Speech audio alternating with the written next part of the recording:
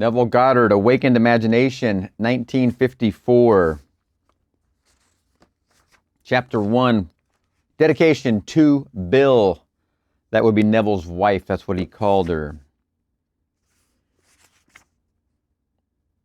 Imagination, the real and eternal world of which this vegetable universe is but a faint shadow. What is the life of man but art and science? William Blake, Jerusalem. Imagination is more important than knowledge. Albert Einstein on science. Chapter 1. Who is your imagination? I rest not from my great task to open the eternal worlds, to open the immortal eyes of man inwards into the worlds of thought, into eternity, ever expanding in the bosom of God, the human imagination. William Blake, 5:18-20, Jerusalem. Certain words in the course of long use gather so many strange connotations that they almost cease to mean anything at all. Such a word is imagination. This word is made to serve all manner of ideas, some of them directly opposed to one another. Fancy, thought, hallucination, suspicion. Indeed, so wide is its use and so varied its meanings. The word imagination has no status nor fixed significance. For example, we ask a man to use his imagination, meaning that his present outlook is too restricted and therefore not equal to the task. In the next breath, we tell him that his ideas are pure imagination, thereby implying that his ideas are unsound. We speak of a jealous or suspicious person as a victim of his own imagination, meaning that his thoughts are untrue. A minute later, we pay a man the highest tribute by describing him as a man of imagination. Thus, the word imagination has no definite meaning. Even the dictionary gives us no help. It defines imagination as 1, the picturing, power, or act of the mind, the constructive or creative principle, or 2, a phantasm, 3rd, an irrational notion or belief, and 4th, planning, plotting, or scheming as involving mental construction. I identify the central figure of the Gospels with human imagination, the power which makes the forgiveness of sins, the achievement of our goals, inevitable. All things were made by him, and without him was not anything made that was made. John 1:3. There is only one thing in the world, imagination, and all are deformations of it, Excuse me, I misread it. There is only one thing in the world, imagination, and all our deformations of it, and all our deformations of it. The one thing in the world, which is imagination. He is despised and rejected of men, a man of sorrows and acquainted with grief. Isaiah 53:3. Imagination is the very gateway of reality. Man, said Blake, is either the ark of God or a phantom of the earth and of the water. Naturally, he is only a natural organ subject to sense. The eternal body of man is the imagination. That is God himself. The divine body. Jesus, we are his members.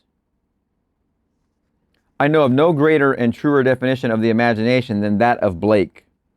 By imagination, we have the power to be anything we desire to be. Through imagination, we disarm and transform the violence of the world. Our most intimate as well as our most causal relationships become imaginative as we awaken to the mystery hid from the ages, that Christ in us is our imagination. We then realize that only as we live by imagination can we truly be said to live at all. I want this book to be the simplest, clearest, frankest work I have the power to make it, that I may encourage you to function imaginatively, that you may open your immortal eyes inwards into the worlds of thought. where you behold every desire of your heart as ripe grain, white already to harvest. I am come that they might have life, and that they might have it more abundantly. John 10:10. It's a nice quote. The abundant life that Christ promised us is ours to experience now, but not until we have the sense of Christ as our imagination. Can we experience it? The mystery hid from the ages, Christ in you, the hope of glory. Colossians 1:26 is your imagination. This is the mystery which I am ever striving to realize more keenly myself and to urge upon others. Imagination is our Redeemer, the Lord from heaven, born of man but not begotten of man. Every man is Mary, and birth to Christ must give. If the story of the Immaculate Conception and birth of Christ appears irrational to man, it is only because it is misread as biography, history, and cosmology. And the modern explorers of the imagination do not help by calling it the unconscious or subconscious mind. Imagination's birth and growth is the gradual transition from a God of tradition to a God of experience.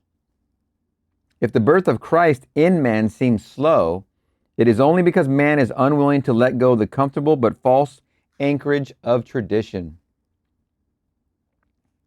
When imagination is discovered as the first principle of religion, the stone of literal understanding will have felt the rod of Moses, and like the rock of Zin, issue forth the water of psychological meaning to quench the thirst of humanity. And all who take the proffered cup and live a life according to his truth will transform the water of psychological meaning into the wine of forgiveness. Then, like the Good Samaritan, they will pour it.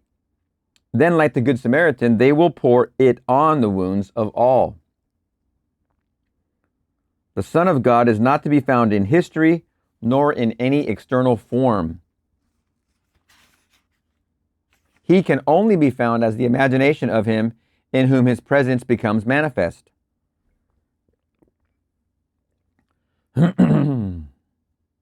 Oh, would thy heart but be a manger, Oh, would thy heart but be a manger for his birth. Oh, would thy heart be a manger for his birth. God would once more become a child on earth. Man is the garden in which this only begotten Son of God sleeps.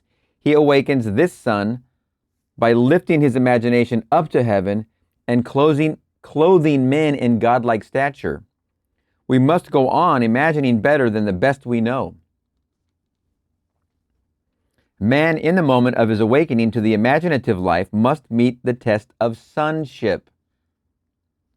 Father, reveal thy Son in me, and it pleased God to reveal his Son in me. Galatians 1:16. The supreme test of sonship is the forgiveness of sin. The test that your imagination is Christ Jesus, the Son of God, is your ability to forgive sin. Sin means missing one's mark in life, falling short of one's ideal, failing to achieve one's aim. Forgiveness means identification of man with his ideal or aim in life. This is the work of awakened imagination, the supreme work, for it tests man's ability to enter into and partake of the nature of his opposite. Let the weak man say, I am strong, his opposite. Joel 3:10. Reasonably, this is impossible. Only awakened imagination can enter into and partake of the nature of its opposite. Only awakened imagination can enter into and partake of the nature of its opposite. This conception of Christ Jesus as human imagination raises these fundamental questions. Is imagination a power sufficient? Not merely to enable me to assume that I am strong, but it is also of itself capable of executing the idea? Suppose that I desire to be in some other place or situation. Could I, by imagining myself into such a state, and place bring about their physical realization? Suppose I could not afford the journey, and suppose my present social and financial status oppose the idea that I want to realize. Reasonable question. Would imagination be sufficient of itself to incarnate these desires? Does imagination comprehend reason? By reason, I mean deductions from the observations of the senses. Does it recognize the external world of facts? Oh boy.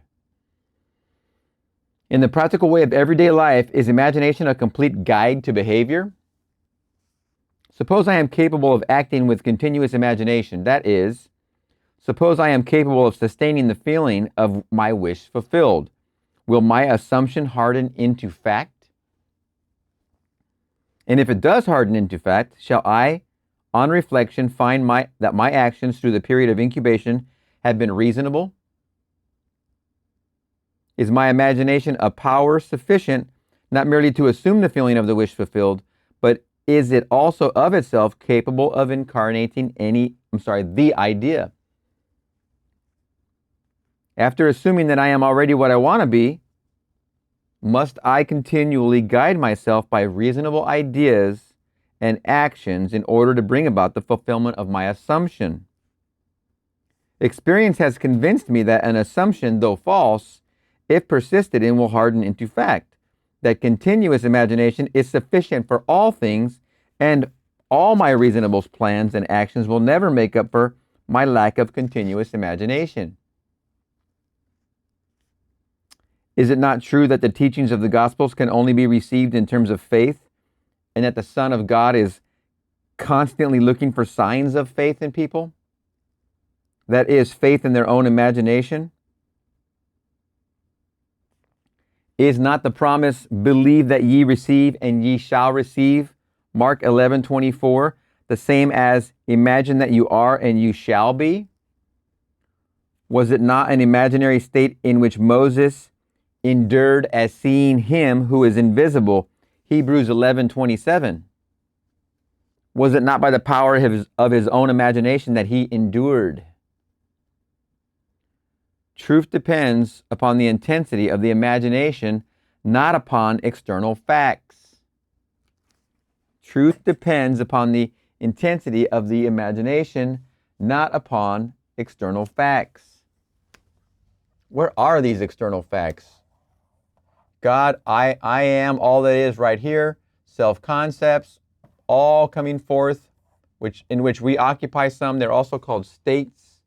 You can change any state at any time by making the impression on your subconscious, which will outpicture into your world, become your new 3D reality, by taking into your subconscious ideas and feelings that you want to experience. They will create the new reality.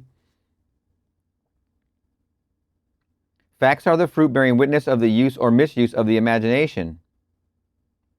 Repeating the previous sentence, truth depends on the intensity of the imagination, not upon external facts. Here's your world of external facts right here.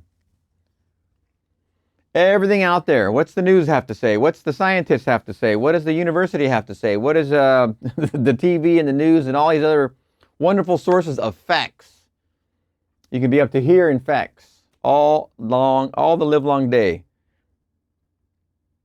Truth depends upon the intensity of the imagination, not upon external facts. Not upon this. That's why you close the door to your closet. That's why you shut off the senses. That's why you go inside. Facts are the fruit bearing witness of the use or misuse of the imagination. Man becomes what he imagines. He has a self-determined history. Imagination is the way, the truth, the life revealed. We cannot get hold of truth with the logical mind.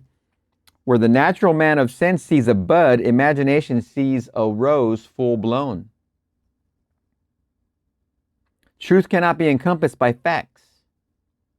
As we awaken to the imaginative life, we discover that to imagine a thing is so, makes it so, that a true judgment need not conform to the external reality to which it relates.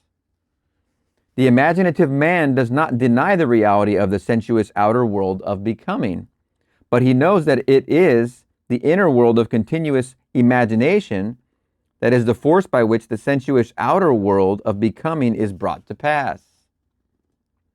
He sees the outer world and all its happenings as projections of the inner world of imagination. That's the imaginative man. To him, everything is a manifestation of the mental activity which goes on in man's imagination without the sensuous, reasonable man being aware of it. But he realizes that every man must become conscious of this inner activity and see the relationship between the inner causal world of imagination and the sensuous outer world of effects. It is a marvelous thing to find that you can imagine yourself into the state of your fulfilled desire and escape the jails which ignorance built. The real man is a magnificent imagination. It is this self that must be awakened. Awake thou that sleepest, and arise from the dead, and Christ shall give thee light. Ephesians 5:14. What a beautiful quote. The moment man discovers that his imagination is Christ, he accomplishes acts which on this level can only be called miraculous. But until man has the sense of Christ as his imagination, you did not choose me, I have chosen you, John 15:16. He will see everything in pure objectivity without any subjective relationship. Not realizing that all he encounters is part of himself, he rebels at the thought that he has chosen the conditions of his life, that they are related by affinity to his own mental activity. Man must firmly come to believe that reality lies within him and not without. Man must firmly come to believe that reality lies within him, not without.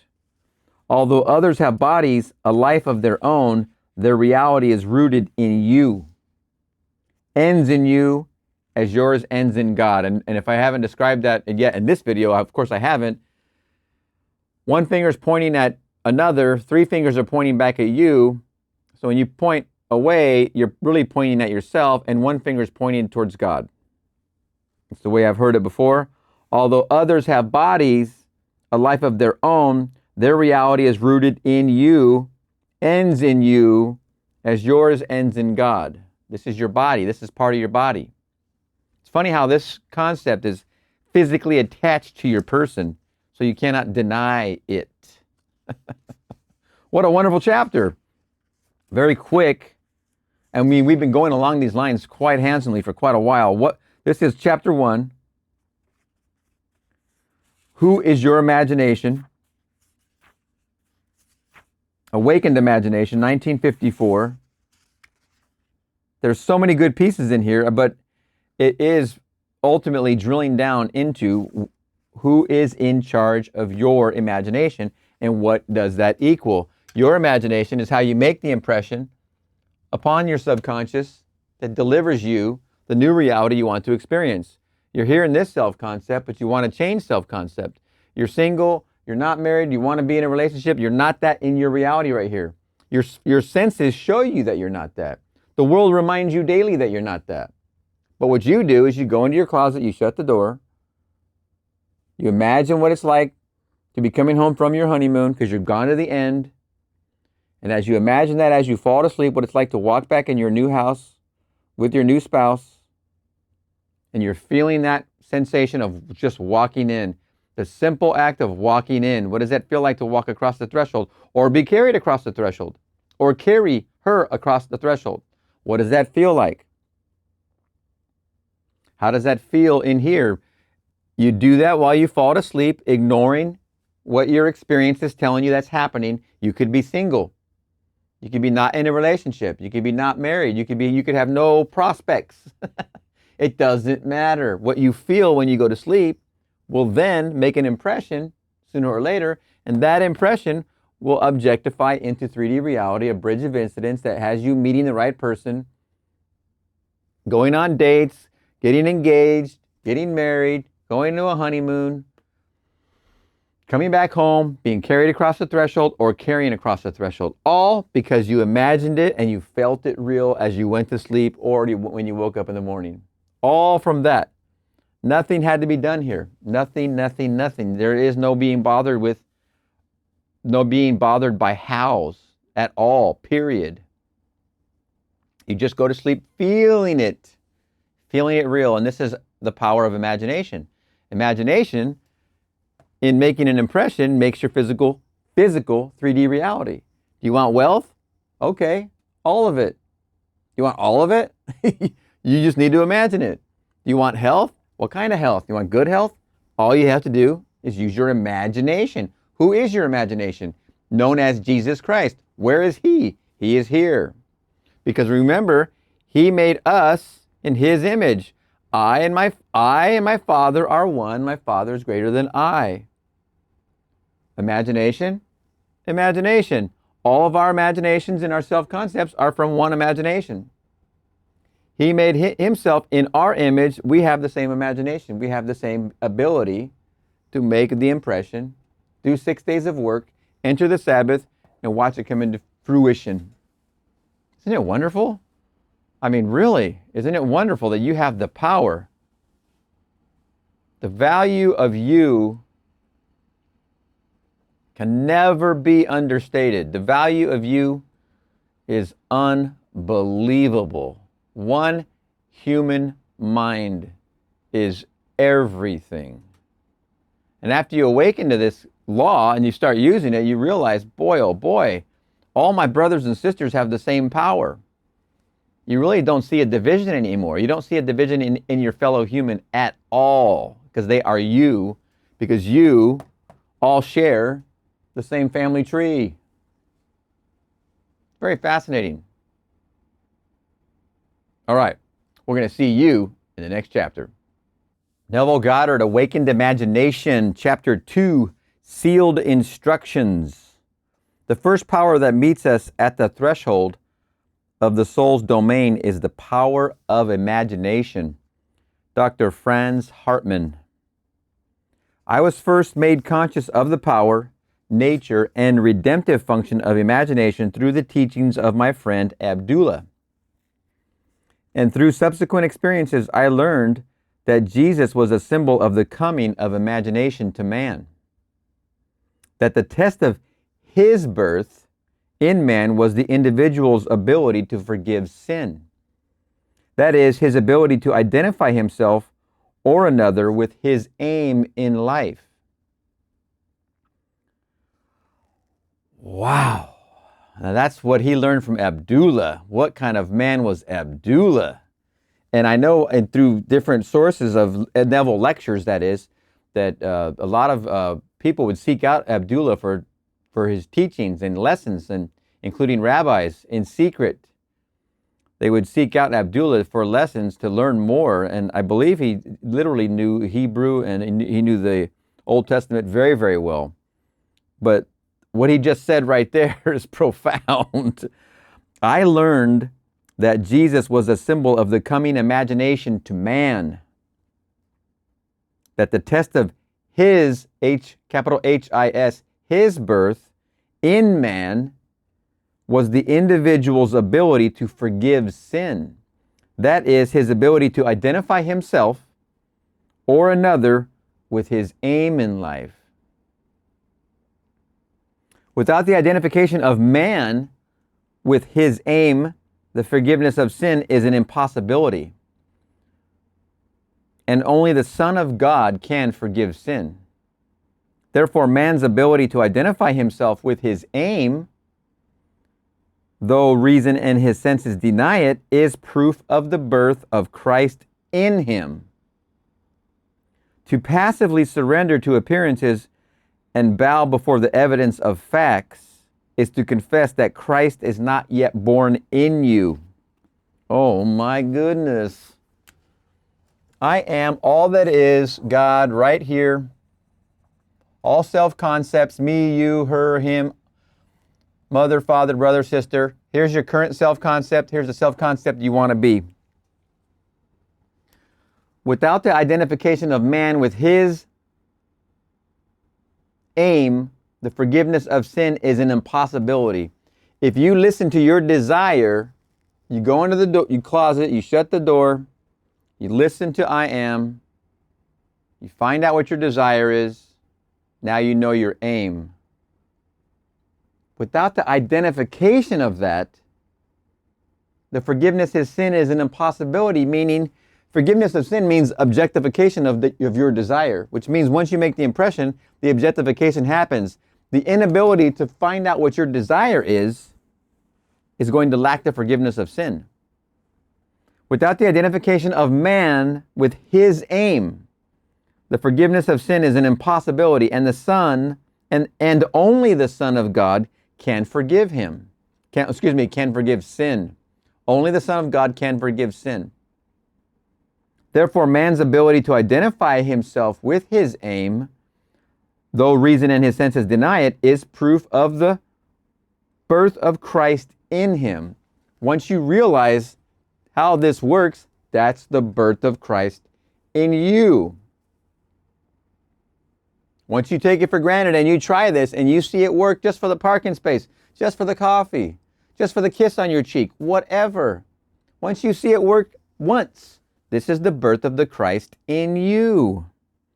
To passively surrender to appearances and bow before the evidence of the facts, these facts, is to confess that Christ is not yet born in you. If you're looking for how, you've bowed before the facts, and you're not at that place yet. It doesn't mean you can't be, you're just not there yet. But you must listen to this again. Although this teaching shocked and repelled me at first, for I was a convinced and earnest Christian, and did not then know that Christianity could not be inherited by the mere accident of birth, but must be consciously adopted as a way of life. It stole later on, through visions, mystical revelations, and practical experiences, into my understandings, and found its interpretation in a deeper mood. But I must confess that it is a trying time when those things are shaken, which one has only taken for granted. Seest thou these great buildings? There shall not be left one stone upon another that shall not be thrown down. Mark 13:2. Not one stone of literal understanding will be left after one drinks the water of psychological meaning. All that has been built up by the natural religion is cast into flames of mental fire. Yet, what better way is there to understand Jesus Christ than to identify the central character of the Gospels with human imagination? Knowing that every time you exercise your imagination lovingly on behalf of another, you are literally mediating God to man, and thereby feeding and clothing Christ Jesus. And that whenever you imagine evil against another, you are literally beating and crucifying Christ Jesus. Oh my goodness. Oh man, oh manifestation, oh manifestation. Let's repeat this very long sentence, and it's profound. Oh my gosh, it's so profound. Are we that responsible and irresponsible? Do the innocents really know not what they're doing? I got to repeat this whole paragraph, and I didn't finish it. There's another sentence to go, but let's start over. Not one stone of literal understanding will be left after one drinks the water of psychological meaning. That's what this is. All that has been built up by natural religion is cast into the flames of mental fire once you go down and understand this. Yet what better way is there to understand Christ Jesus than to identify the central character of the Gospels with human imagination? Knowing that every time you exercise your imagination lovingly on behalf of another, you are literally mediating God to man and thereby feeding and clothing Christ Jesus. And that whenever you imagine evil against another, you are literally beating and crucifying Christ Jesus. Every imagination of man is either the cup of cold water or the sponge of vinegar to the parched lips of Christ. Oh boy. That is a lot to swallow. I hope you're up to the task. Yes, that is your responsibility, what you put here. You are in charge of your thoughts and your feelings. Have you done the homework? Have you thought about, well, how are you reacting to what's going on? How are you reacting to the thoughts? Are you busy beating and crucifying Christ Jesus? Because that's right here. Or are you feeding and clothing? Is it a cup of cold water or is it vinegar? Let none of you imagine evil in your hearts against his neighbor. Let none of you imagine evil in your hearts against his neighbor. You can't afford it. You cannot afford it. If there's anything you cannot afford, and we're not even talking about money, you can't afford to do that. That will rob you. That will keep you in the poorhouse of spirituality. Let none of you imagine evil in your hearts against his neighbor, warned the prophet Zechariah.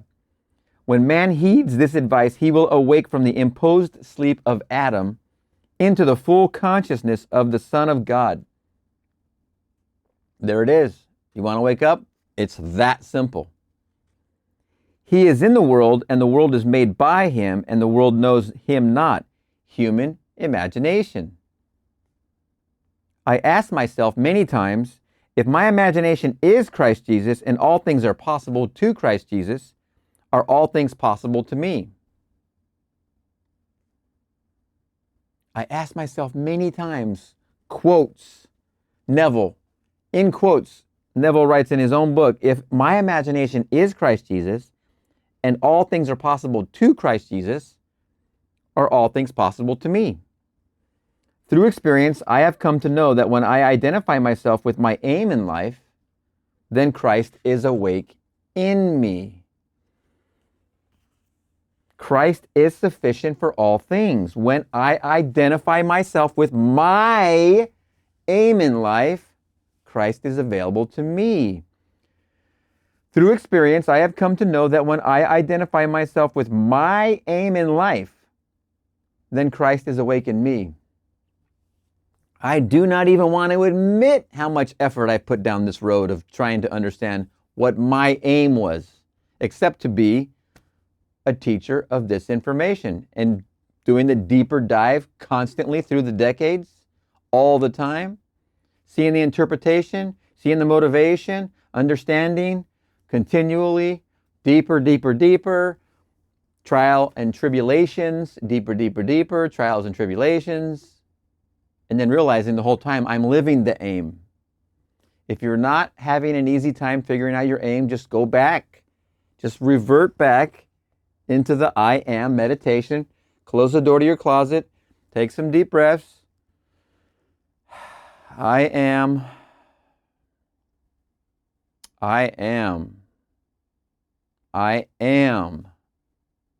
What is it I am? What do I like? What is it that would make me happy? You have to know your objective. You have to know your aim. When you know your aim, you know that it is a desire inside of you that came from him that only you could have anyway. And then once you have that desire figured out, then now you start to make the impressions by bringing your focus down that road directly at your desire. Only you could have that desire in that way. No one else can have it. Once you know it, then you know Christ Jesus in you is available.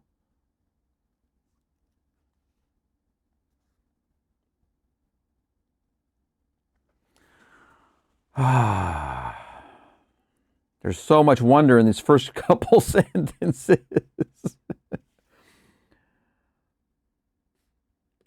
I lay down my life that I might take it up again. No man taketh it from me, but I lay it down of myself. John 10:18. What a comfort it is to know that all that I experience is the result of my own standards of beliefs, that I am the center of my own web of circumstances, and that as I change, so must my outer world. The world presents different appearances according as our states of consciousness differ. What we see when we are identified with a state cannot be seen when we are no longer fused with it. What we see when we are identified with a state cannot be seen when we are no longer fused with it. Once you impress your subconscious with your desire, once you figured out your desire, which is your objective, which is your goal, which is going to fulfill you and make you happy, you're now expressing Christ Jesus. Once you figure that out and you objectify your new reality, you can no longer see this. What we see when we are identified with a state cannot be seen when we are no longer fused with it. When you're here, you cannot see when you're no longer fused with this old self-concept, you're here, you can't see that anymore, nor should you care, nor should you try. Do not look back like Lot's wife, or become a pillar of salt, preserved. By state is meant all that man believes and consents to as true. No idea presented to the mind can realize itself unless the mind accepts it. It depends on the acceptance, the state with which we are identified, how things present themselves. In the fusion of imagination and states is to be found the shaping of the world as it seems. Very important word. Seems. The world is a revelation of the states with which imagination is fused. It is the state from which we think that determines the objective world in which we live. The rich man, the poor man, the good man, the thief are what they are by virtue of the states from which they view the world. On the distinction between these states depends the distinction between the worlds of these men. Individually so different is the same world. It is not the actions and behavior of the good man that should be matched, but his point of view. Outer reforms are useless if the inner state is not changed. Outer reforms in the world are useless if the inner state is not changed. Success is gained not by imitating the outer actions of the successful, but by right inner actions and inner talkings.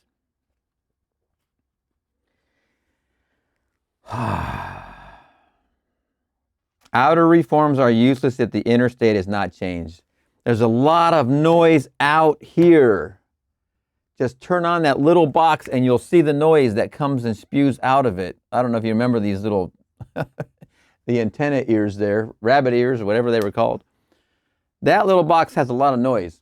You're either watching Hallmark Channel and learning about romance so you can become married, or you're watching some other noise out of that little box, and that noise is not doing you any justice.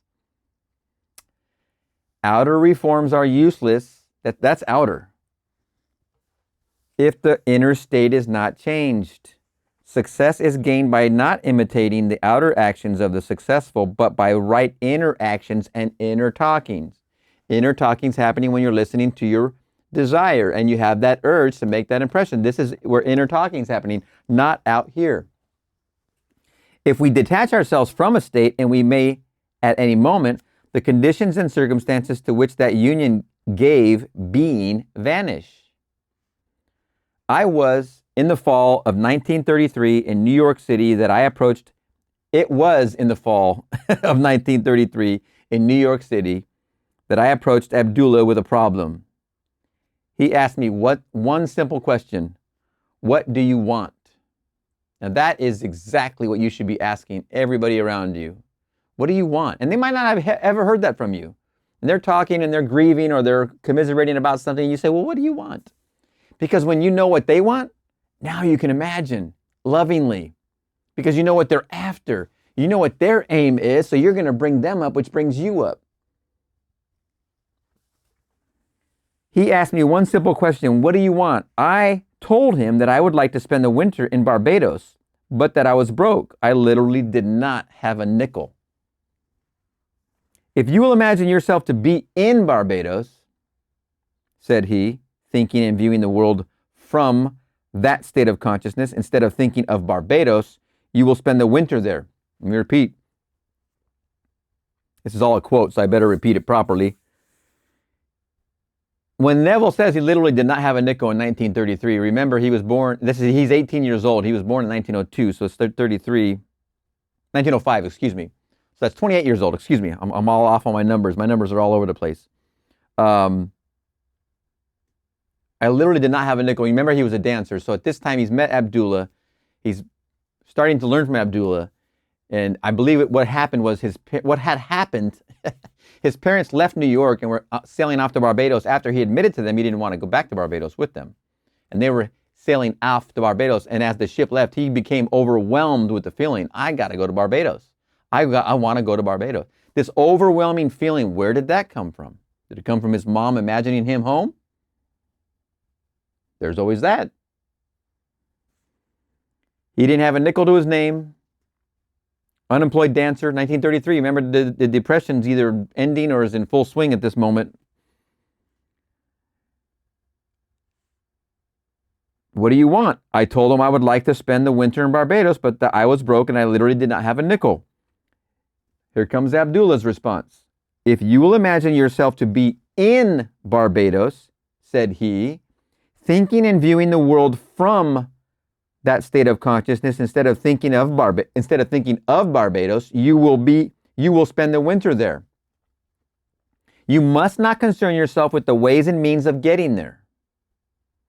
For the state of consciousness of already being in Barbados, if occupied by your imagination, will devise the means best suited to realize itself. Man lives by committing himself to invisible states by fusing his imagination with what he knows to be other than himself. And in this union, he experiences the results of that fusion. No one can lose what he has save by detachment from the state where the things experienced have their natural life. You must imagine yourself right into the state of your fulfilled desire, Abdullah told me, and fall asleep viewing the world from Barbados. The world which we describe from observation must be as we describe it relative to ourselves. Our imagination connects us with the state desired, but we must use imagination masterfully, not as an onlooker thinking of the end, but as a partaker thinking from the end. We must actually be there in imagination. If we do this, our subjective experience will be realized objectively. This is not mere fancy, said he, but a truth you can prove by experience. His appeal to enter into the wish fulfilled was the secret of thinking from the end. Every state is already there as mere possibility. Every state already exists as mere possibility. As long as you think of it. But is overpoweringly real when you think from it. Thinking from the end is the way of Christ. Remember, does it feel natural? And if it doesn't feel natural, you need it to feel natural, because that's how thinking from the end is the way of Christ. That's how you enter that. I began right there and then fixing my thoughts beyond the limits of sense, beyond that aspect to which my present state gave being, toward the feeling of already being in Barbados and viewing the world from that standpoint. He emphasized the importance of the state from which man views the world as he falls asleep. All prophets claim that the voice of God is chiefly heard by man in dreams.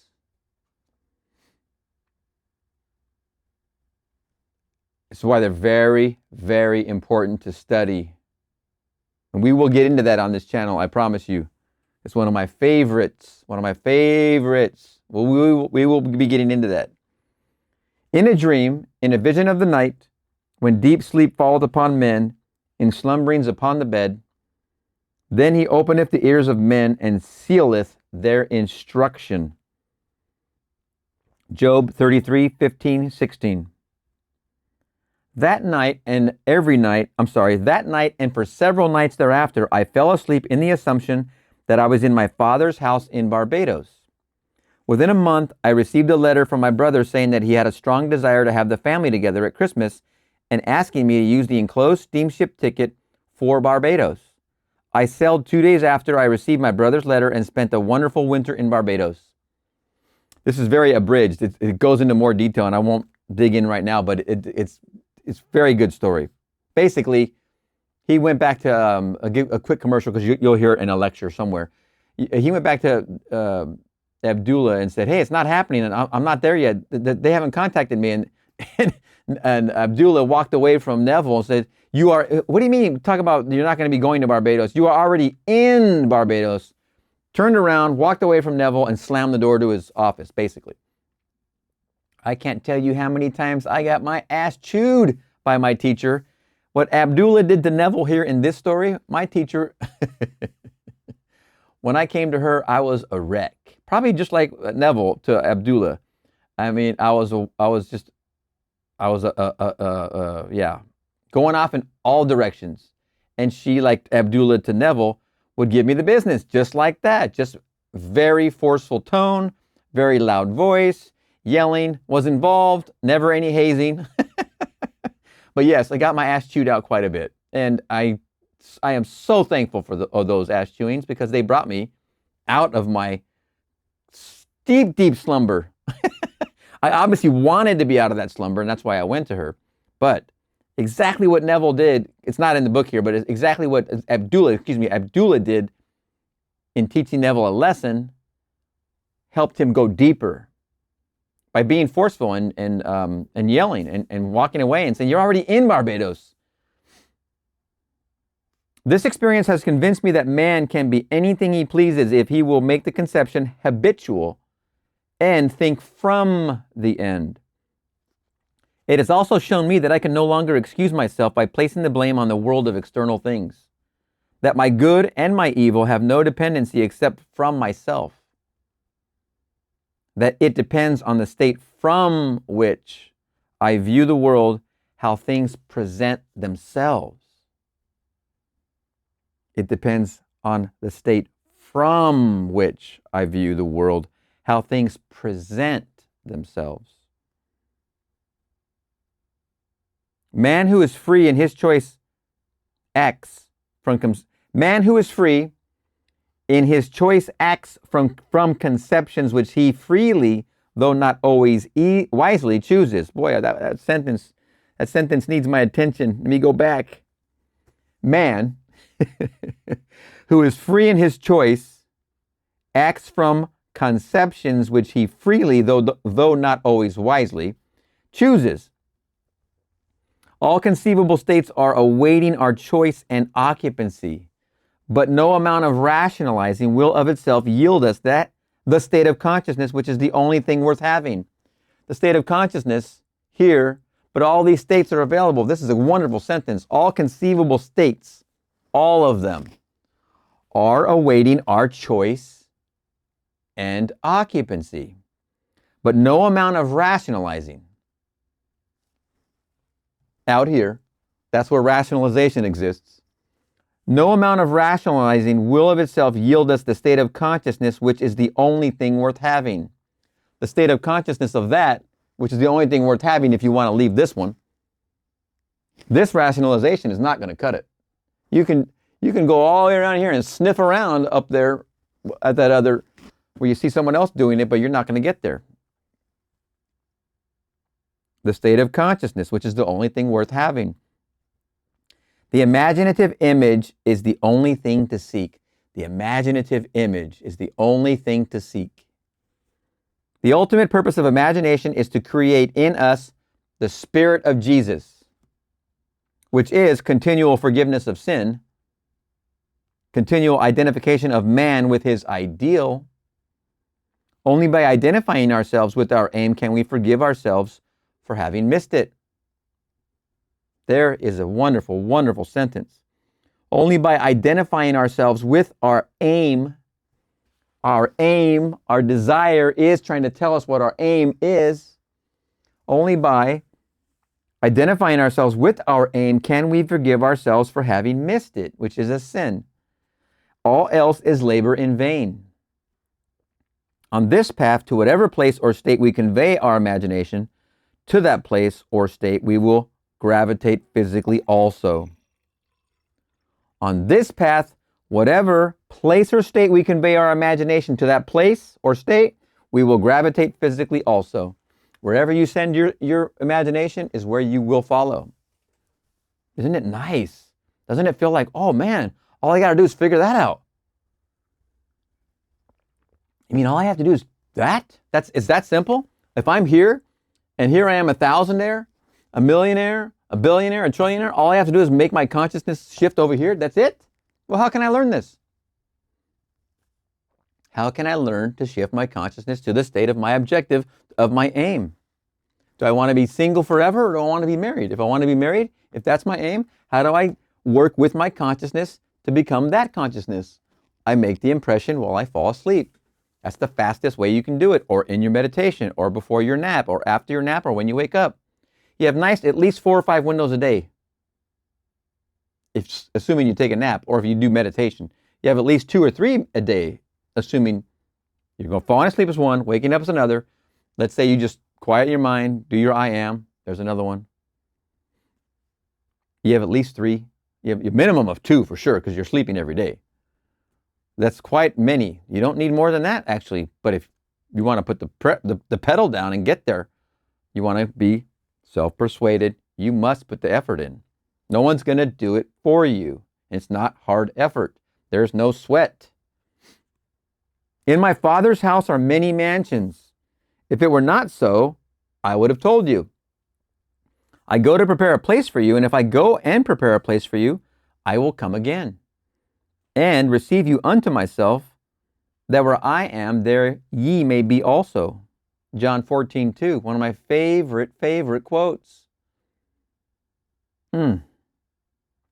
By sleeping in my Father's house in my imagination, as though I slept there in the flesh, I fused my imagination with the state and was compelled to experience that state in the flesh also.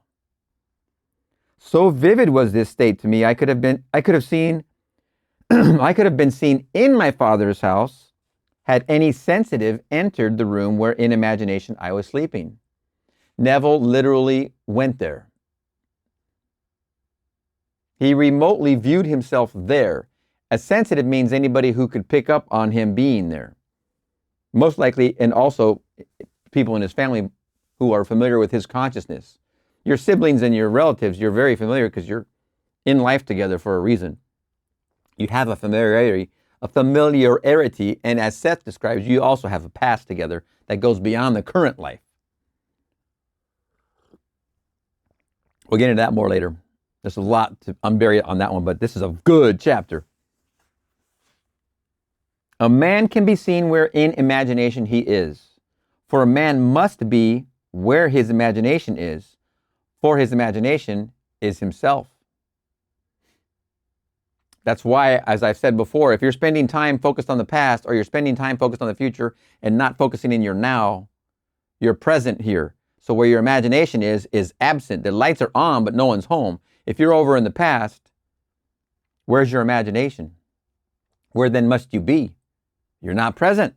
It doesn't matter. The past doesn't exist.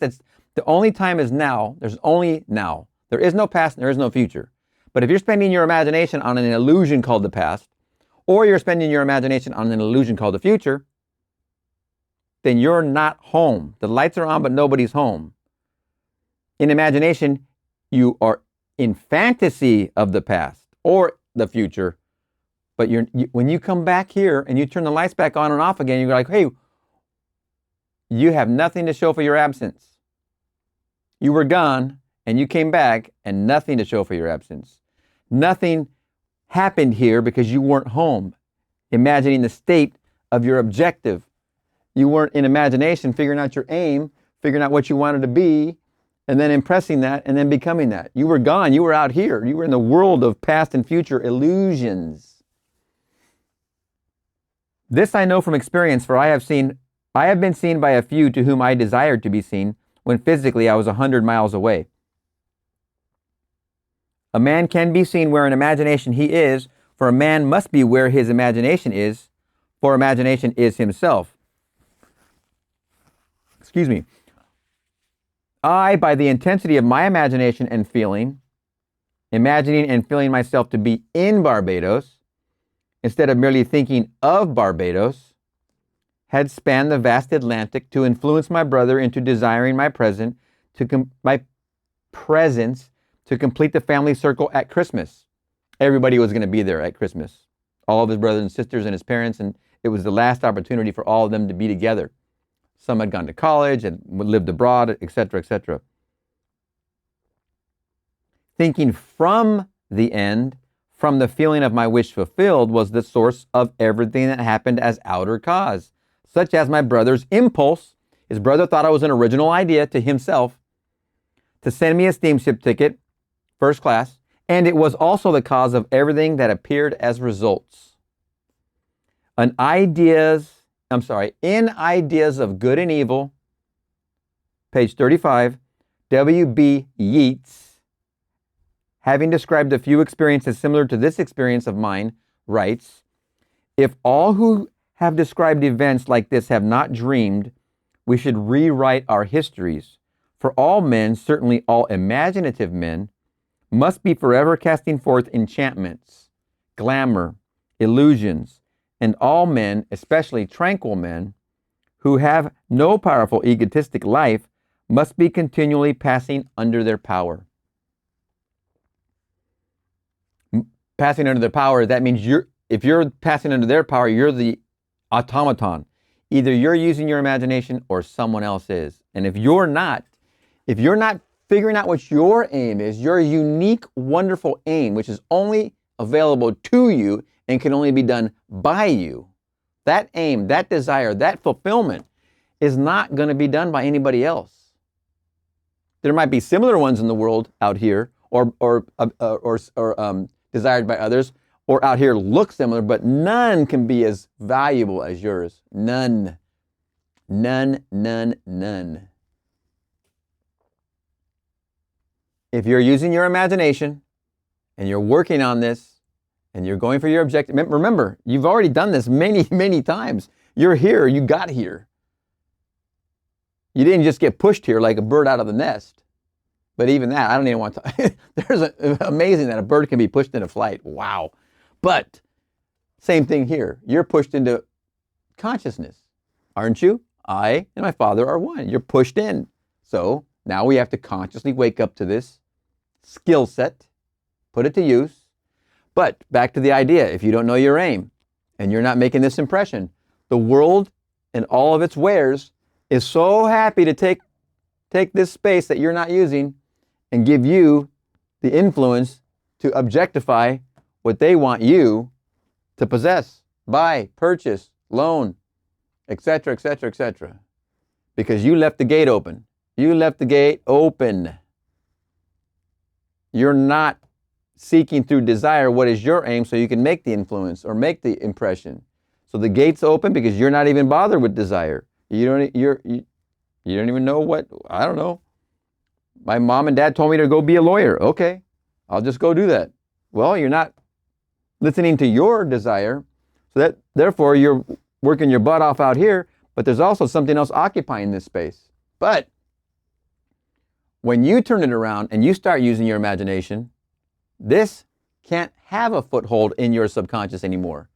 Therefore, what happens is you end up objectifying your unique desire.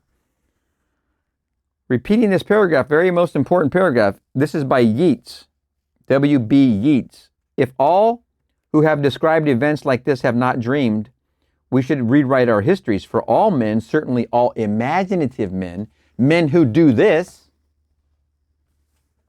must be forever casting forth enchantments, glamour, illusions, and all men, especially tranquil men, meaning passive men, meaning people who don't listen to their desires, don't listen to their intuition, don't want to make the impression here.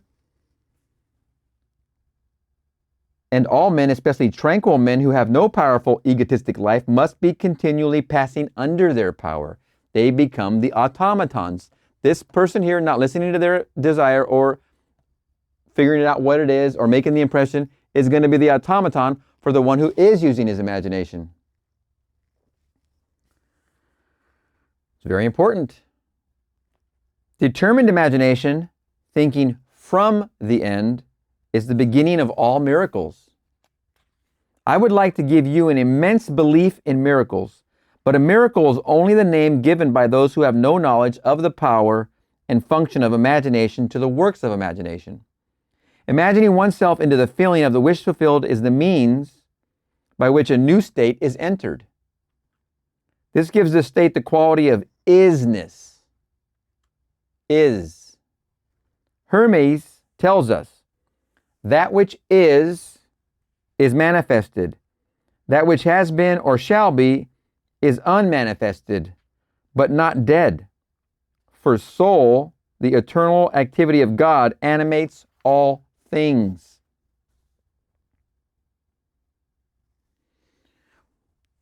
Wow.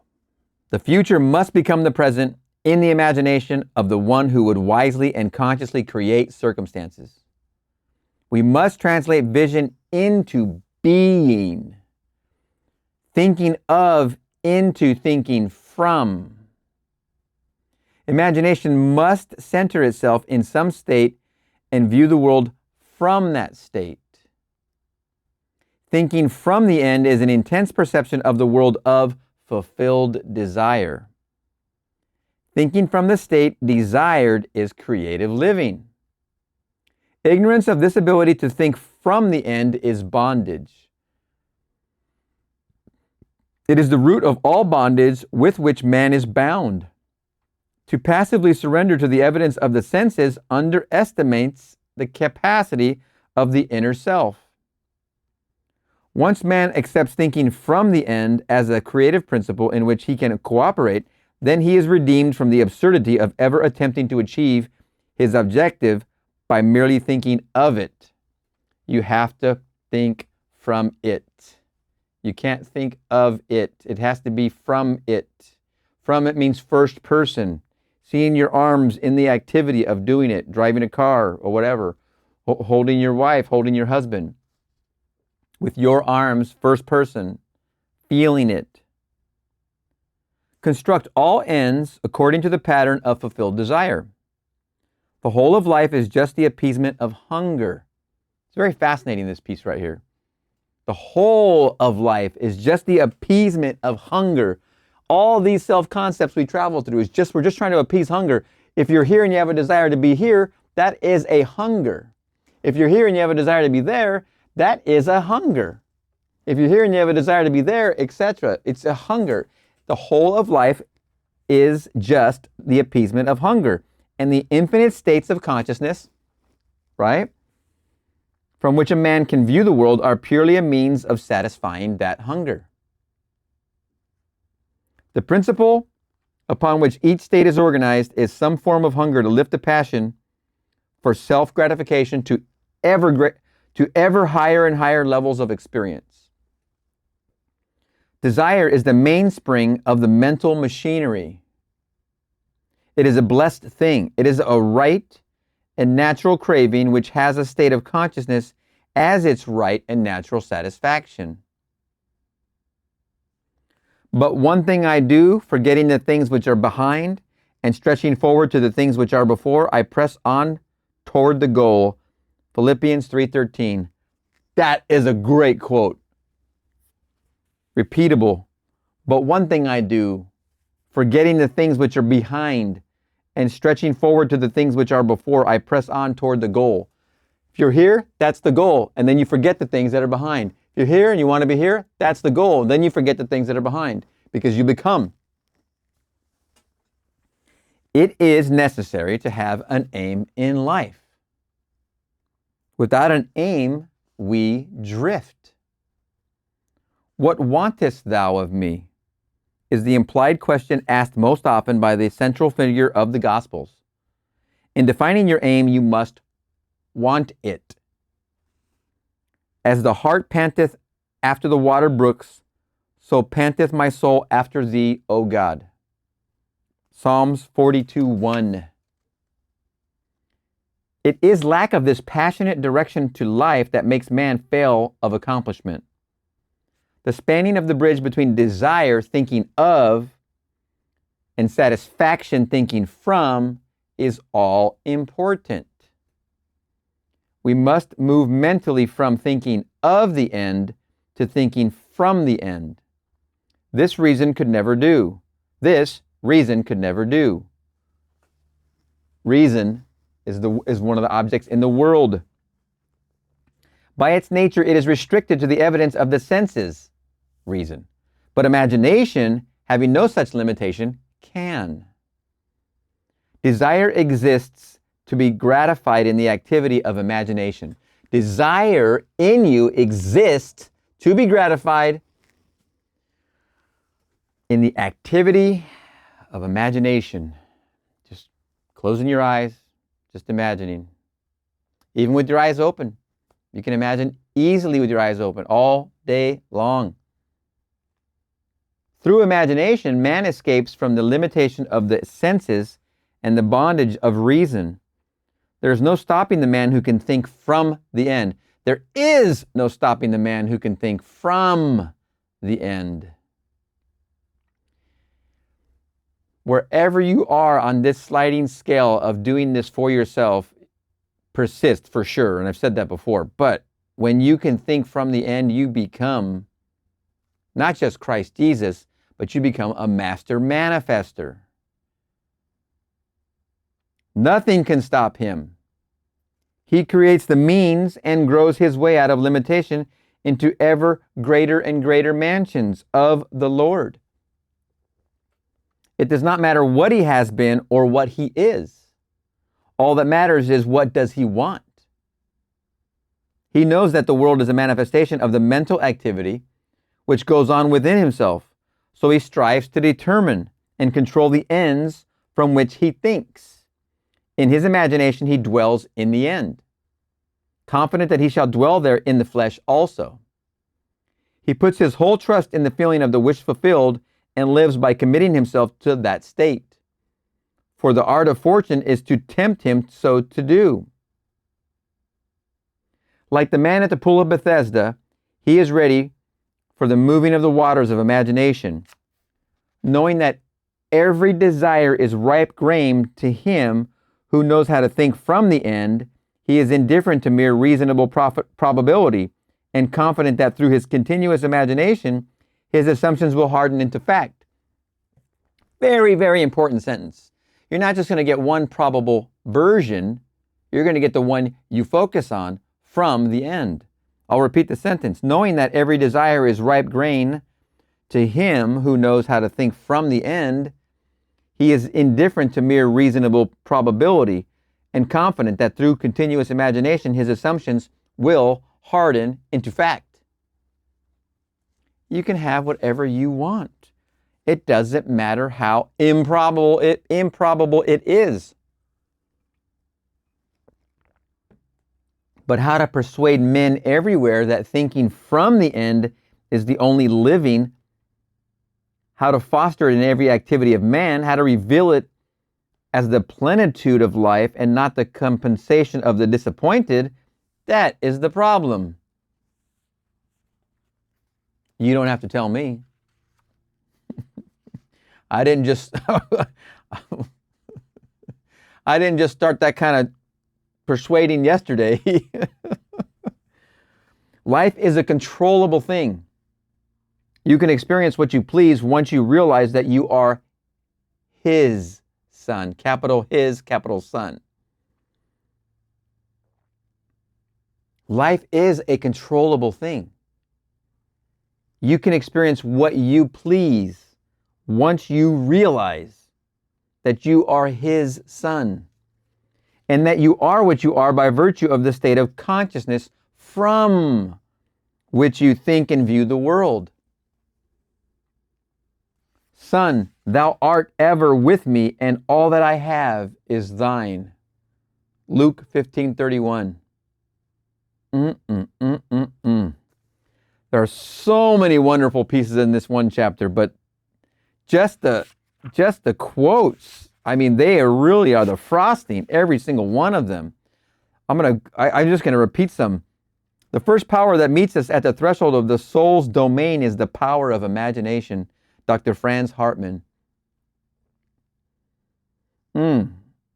Let none of you imagine evil in your hearts against his neighbor. I lay down my life that I might take it again. No man taketh it from me, but I lay it down myself. I lay down my life that I might take it again. No man taketh it from me, but I lay it down myself. Oh, deliciousness. Oh, they're just all good and wonderful. Son, this is the topper of it all. Son, thou art ever with me, and all that I have is thine. Son, all that ever with me. Thou art ever with me. Son, thou art ever with me. All that I have is thine. Oh my gosh. What was your favorite part? If you had any, put them in the comments. Wow. Chapter 2, Awakened Imagination. Sealed Instructions. We'll see you in the next chapter. Neville Goddard, Awakened Imagination. Highways of the Inner World, Chapter 3. And the children struggled within her, and the Lord said unto her, Two nations are in thy womb, and two manner of people shall be separated from thy bowels. And the one people shall be stronger than the other people, and the elder shall serve the younger. Genesis 25, 22, 23. Duality is an inherent condition of life. Everything that exists is double. Man is a dual creature with contrary principles embedded in his nature. They war within him and present attitudes to life which are antagonistic. This conflict is the eternal enterprise, the war in heaven, the never-ending struggle of the younger or inner man of imagination to assert his supremacy over the elder or outer man of sense. Sense like the five senses. The first shall be last, and the last shall be first. Matthew 19:30. He it is who coming after me is preferred before me. John 1:27. The second man is the Lord from heaven. 1 Corinthians 15:47. Man begins to awake in the imaginative life the moment he feels the presence of another being in himself. In your limbs lie nations twain, rival races from their birth. One the mastery shall gain, the younger o'er the elder reign. There are two distinct centers of thought or outlooks on the world possessed by every man. The Bible speaks of these two outlooks as natural and spiritual. The natural man receiveth not the things of the Spirit of God, for they are foolishness unto him. Neither can he know them, because they are spiritually discerned. 1 Corinthians 2:14. At this point, if you're following along at home and you're going through all the episodes in order of their publication, you are getting to feel a good feeling right now of who's the natural man and who's the spiritual man. The natural man is the outer man, the man who's focused on the senses. The spiritual man is the one part of you that's pushing the desire or the impression into the subconscious or subjective self. So here we have all that is, I am God right here. From that source is all of our self-concepts, which we are part of, which we take part in all the time. We're always changing. You could be here and you want to be here. You impress your subconscious, and that new world, that new reality will objectify it, will become 3D in your world like a big old massive coincidence. It'll just blow your mind. It just happens. The natural man is the man of innocence, the man that is constantly looking at the senses of the world or at his five senses in his objectification. Subjective is your unconscious. Objective is your conscious. If you're looking at your senses, you're looking at the conscious. That's the natural man. The spiritual man is the man who's aware of his desire and his aim and is trying to impress his subconscious and is shutting himself off from this noise, all things of the world.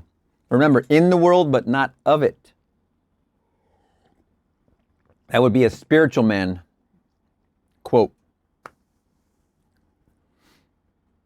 All this duality is about the double man.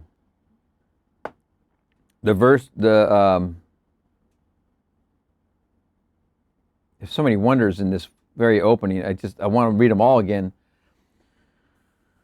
Let's just go here. Man begins to awaken the imaginative life the moment he feels the presence of another being in himself. Yes, I know I'm repeating. It's a verse, like a chorus, like a song, okay? Let's sing together. In your limbs lie nations twain, rival races from their birth. One the mastery shall gain, the other o'er the elder reign. There are two distinct centers of thought or outlooks on the world possessed by every man. The Bible speaks of these two outlooks as natural and spiritual. The natural man receiveth not the things of the Spirit of God. The natural man receiveth not the things of the Spirit of God. This impression and then this is the Spirit of God, because you're aware you're doing it. Okay? For they are foolishness. Okay, excuse me. Rewind. Erase that part. We're going to put this part in. The natural man, the one who's aware of the senses and the outer world, the natural man receiveth not the things of the Spirit of God, for they are foolishness unto him. Neither can he know them, because they are spiritually discerned. It's the natural man is not going to be watching this video. Not at all. And it doesn't bother me, and it shouldn't bother you. The natural man is not concerned about this. The natural man could be as innocent as just a person who already knows his aim from the first day of his life and is already just aimed at that and going towards it, and needs not be bothered by this analysis or this breakdown like we're doing here. But we want to take this knowledge and take it to another level while we're here spiritually, be in conscious control of this skill. That's being the spiritual man. But the natural man is not going to be bothered by this, and that's okay. And that could be in your spouse. That could be in your children. That could be in your parents. That could be in your coworkers. That could be in your neighbors. Don't worry about it. Take responsibility for you. Man's inner body is as real in the world of subjective experience as his outer physical body is real in the world of external realities. But the inner body expresses a more fundamental part of reality. This existing inner body of man must be consciously exercised and directed. The inner world of thought and feeling to which the inner body is attuned has its real structure and exists in its own higher space. There are two kinds of movement, one that is according to the inner body and another that is according to the outer body. The movement which is according to the inner body is causal, but the outer movement is under compulsion. The inner movement determines the outer, which is joined to it, bringing into the outer a movement that is similar to the actions of the inner body. Inner movement is the force by which all events are brought to pass. Outer movement is subject to the compulsion applied to it by the movement of the inner body. If you remember, we talked about fourth dimension and third dimension. The fourth dimension movement is where reality is. The third dimension, our 3D self in physical reality, is the shadow of the fourth dimensional movement. The same with inner body and outer body. Inner body is the fourth dimensional movement. Whenever the actions of the inner body match the actions which the outer must take to appease desire, that desire will be realized. There is the $64 sentence. $64 million, actually. Whenever the actions of the inner body match the actions which the outer must take to appease desire, that desire will be realized. Construct mentally a drama which implies that your desire is realized, and make it one which involves movement of self. Immobilize your outer physical self. Just chill. Act precisely as though you were going to take a nap and start the predetermined action in imagination. A vivid representation of the action is the beginning of that action. A vivid representation of the action is the beginning of that action. Then, as you are falling asleep, consciously imagine yourself into the scene. The length of the sleep is not important. A short nap is sufficient, but carrying the action into sleep thickens fancy into fact. At first, your thoughts may be like rambling sheep that have no shepherd. Don't despair. At first, your thoughts may be like rambling sheep that have no shepherd. Don't despair. That is exactly how it is when you first try this. When you first become aware of this whole thing, feel it real, think about what you want while you fall asleep, all these concepts, all in this one moment, you're trying to go to sleep and trying to think about this, and what the heck's going on? These thoughts are coming in from all directions. They're just, it's like anarchy at the roller skating rink.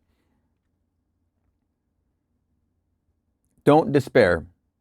Should your attention stray 70 times 7, bring it back 70 times 7 to its predetermined course until from sheer exhaustion, it follows the appointed path. I'm sure Neville intended that pun, sheer, sheep, get it? The inner journey must never be without direction. When you take to the inner road, it is to do what you did mentally before you started. You go for the prize you have already seen and accepted. That was what you imagined, right, when you started this. In The Road to Xanadu, page 103, Professor John Livingston Lowes says, "But I have long had the feeling, which this study has matured to a conviction, that fancy and imagination are not two powers at all, but one. The valid distinction which exists between them lies not in the materials with which they operate, but in the degree of intensity of the operant power itself.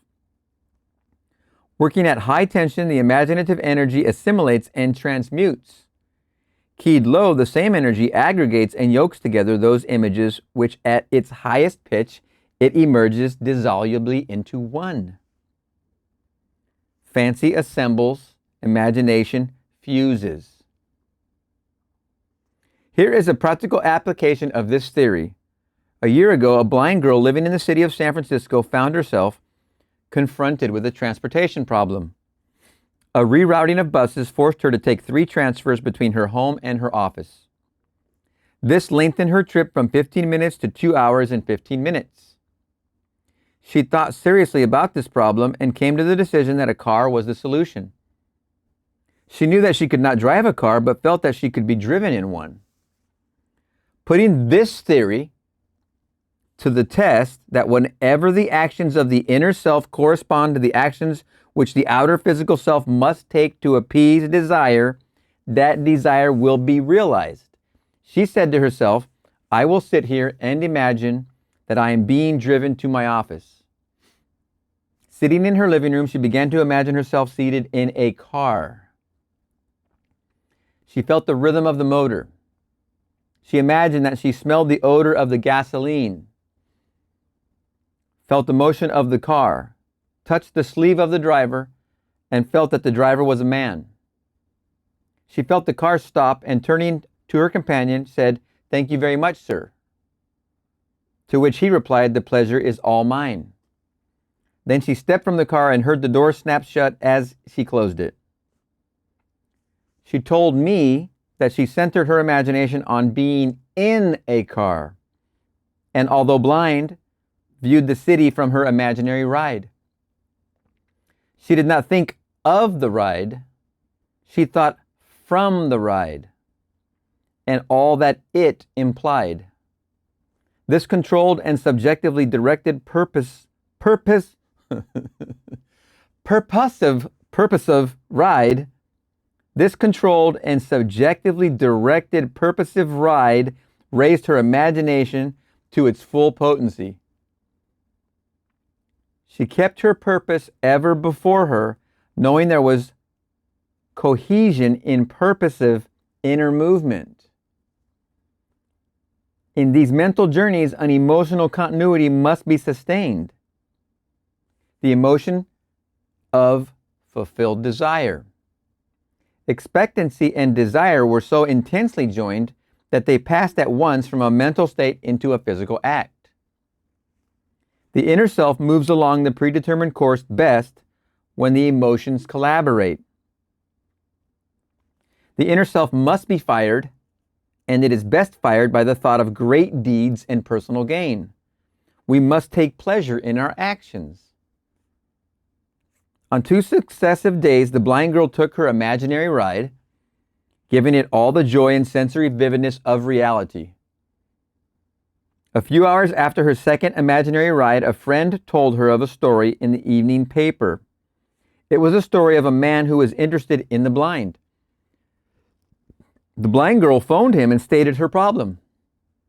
The very next day on his way home, he stopped in at a bar, and while there had the urge to tell the story of the blind girl to his friend, the proprietor. A total stranger, on hearing the story, volunteered to drive the blind girl home every day. The man who told the story then said, "If you will take her home, I'll take her to work." This was over a year ago, and since that day, this blind girl has been driven to and from her office by these 2 gentlemen.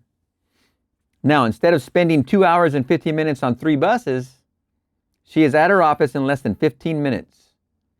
And on that first ride to her office, she turned to her Good Samaritan and said, "Thank you very much, sir." And he replied, "The pleasure's all mine." I'm here to tell you that verbatim response and action that she experienced is exactly how it's going to happen for you.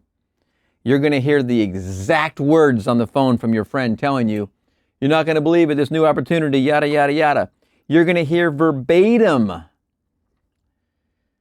the exact words. Just like I told you, my wife walked in and said the exact words verbatim that I said in my imagination when she left to work that very morning, that same day. The exact same words.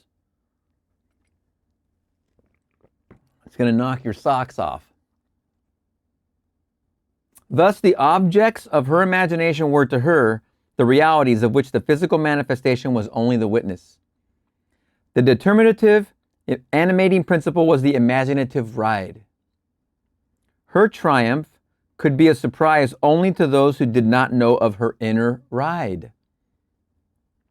She mentally viewed the world from this imaginative ride with such a clearness of vision that every aspect of the city attained identity. These inner movements not only produce corresponding outer movements, this is the law which operates beneath all physical appearances. He who practices these exercises of bilocation will develop unusual powers of concentration and acquiescence and will inevitably achieve waking consciousness on the inner and dimensionally larger world. Actualizing strongly, she fulfilled her desire, for viewing the city from the feeling of her wish fulfilled, she matched the state desired and granted that to herself, which sleeping men ask of God. Sleeping men mean those who are not spiritually awake. Sleeping men ask of God, instead of doing it yourself, which is what she did. To realize your desire, an action must start in your imagination apart from the evidence of the senses, involving movement of self and implying fulfillment of your desire. Whenever it is the action which the outer self takes to appease desire, that desire will be realized. Whenever it is the action which the outer self takes to appease desire, that desire will be realized. The movement of every visible object is caused not by things outside the body, but by things within it which operate from within outward. It always comes from within outward.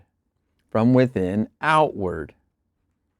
The journey is in yourself. You travel along the highways of the inner world. Without inner movement, it is impossible to bring forth anything. Inner action is introverted sensation. If you will construct mentally a drama which implies that you have realized your objective, Then close your eyes and drop your thoughts inward, centering your imagination all the while in the predetermined action, and partake in that action. You will become a self-determined being. You will become the master of your fate. You will become the person who makes the impression on your subjective self, and you will master your fate.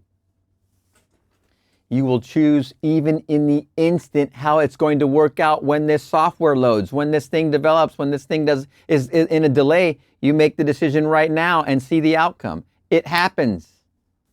You will be the master of every single thing you're deciding to create. You're creating all of it anyway. All of it. Every single bit of it. Everything is you pushed out. Inner action orders all things according to the nature of itself. Try it and see whether a desirable ideal once formulated is possible. For only by this process of experiment can you realize your potentialities. It is thus that this creative principle is being realized. So the clue to purposive living is to center your imagination in the action and feeling of fulfilled desire with such awareness, such sensitiveness, that you initiate and experience movement upon the inner world. Ideas only act if they are felt, if they awaken inner movement. Inner movement is conditioned by self-motivation. Outer movement by compulsion. Wherever the sole of your foot shall tread, the same I give unto you, Joshua 1:3. And remember, the Lord thy God in the midst of thee is mighty. Zephaniah 3:17. Wow. Just wow. Awakened Imagination, Chapter 3, Highways of the Inner World. There is so much wonder to behold in that one chapter. I love the story of this girl imagining herself in the car, just feeling it. And we must give her the benefit of our own doubt of our own self, because without the use of her eyesight, I'm sure she was already used to imagining. I don't want to take that from her or take it away from you that you have the same power, but not relying on these, she had a benefit over you and me, because she was already used to imagining. I'm not going to say that, I shouldn't say that, but that is a point. But she just simply did it. She sat as if she was in the car and imagined the bumpy ride, imagined the driver, imagined getting picked up and dropped off and picked up and dropped off. And there it happened in her 3D reality. The inner movement caused the outer objectification. The inner movement caused the outer objectification. Yes, indeed. Oh, yes. Just take that one in. Such a great example. We'll see you in the next chapter. Neville Goddard, Awakened Imagination, Chapter 4, The Pruning Shears of Revision. It's getting good. This is going to be good stuff right here. This is when I think Neville really switches gears wonderfully. The second man is the Lord from heaven. 1 Corinthians 15:47. Never will he say caterpillars. He'll say there's a lot of butterflies, as is to be on our cabbages, Prue. He won't say it's winter. He'll say summer's sleeping. And there's no bud little enough nor sad-colored enough for Kester not to call on it the beginnings of the blow. Mary Webb, Precious Bain. The very first act of correction or cure is always revise. The very first act of correction or cure is always revise. One must start with oneself. Don't forget, me, myself, and I. It is one's attitude that must be changed. What we are, that only we can see. Emerson. It is a most healthy and productive exercise to daily relive the day as you wish you had lived it. Now listen to what he's saying right here. It is a most healthy and productive exercise to daily relive the day as you wish you had lived it, revising the scenes to make them conform to your ideals.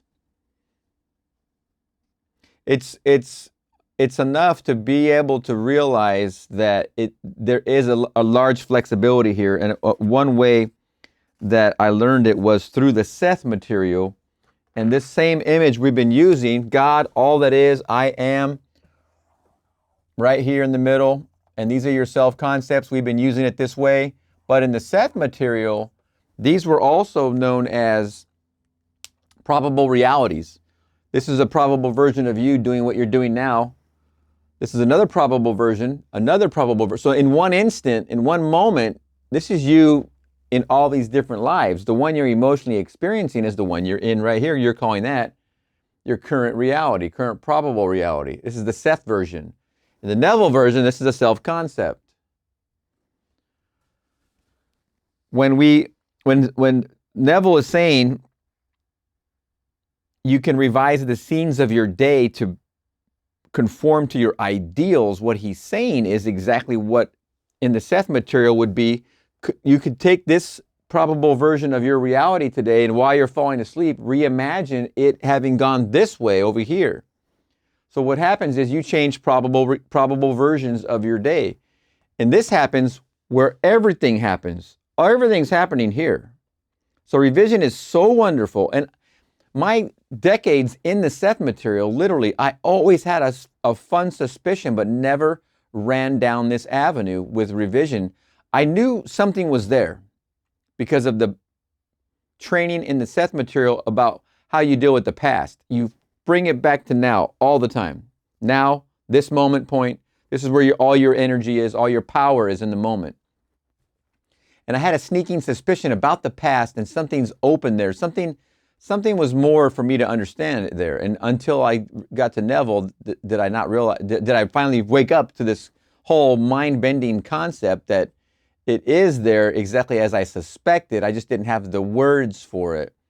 And when you're falling asleep, and Neville's about to get into it, when he says revising the scenes to make them conform to your ideals, means even though you are in a self-concept, and this is the self-concept you want to be in, and you want to modify this one, and you're making that subconscious impression while you fall asleep to conform to the ideals, it doesn't even matter if it's the one you're trying to get to here. What matters is that whatever happens in your day, you can revise more in line with the way you hoped it had gone. Switching back over to the Seth concept, you would actually literally be changing probable realities. That's what's happening here too. The more you do anything in your near sleep state, you're changing this conscious awareness. You're changing the consciousness of you, of I am ultimately, but revision is very, very valid. So it definitely works with the changing of your self-concept, but you have multiple self-concepts.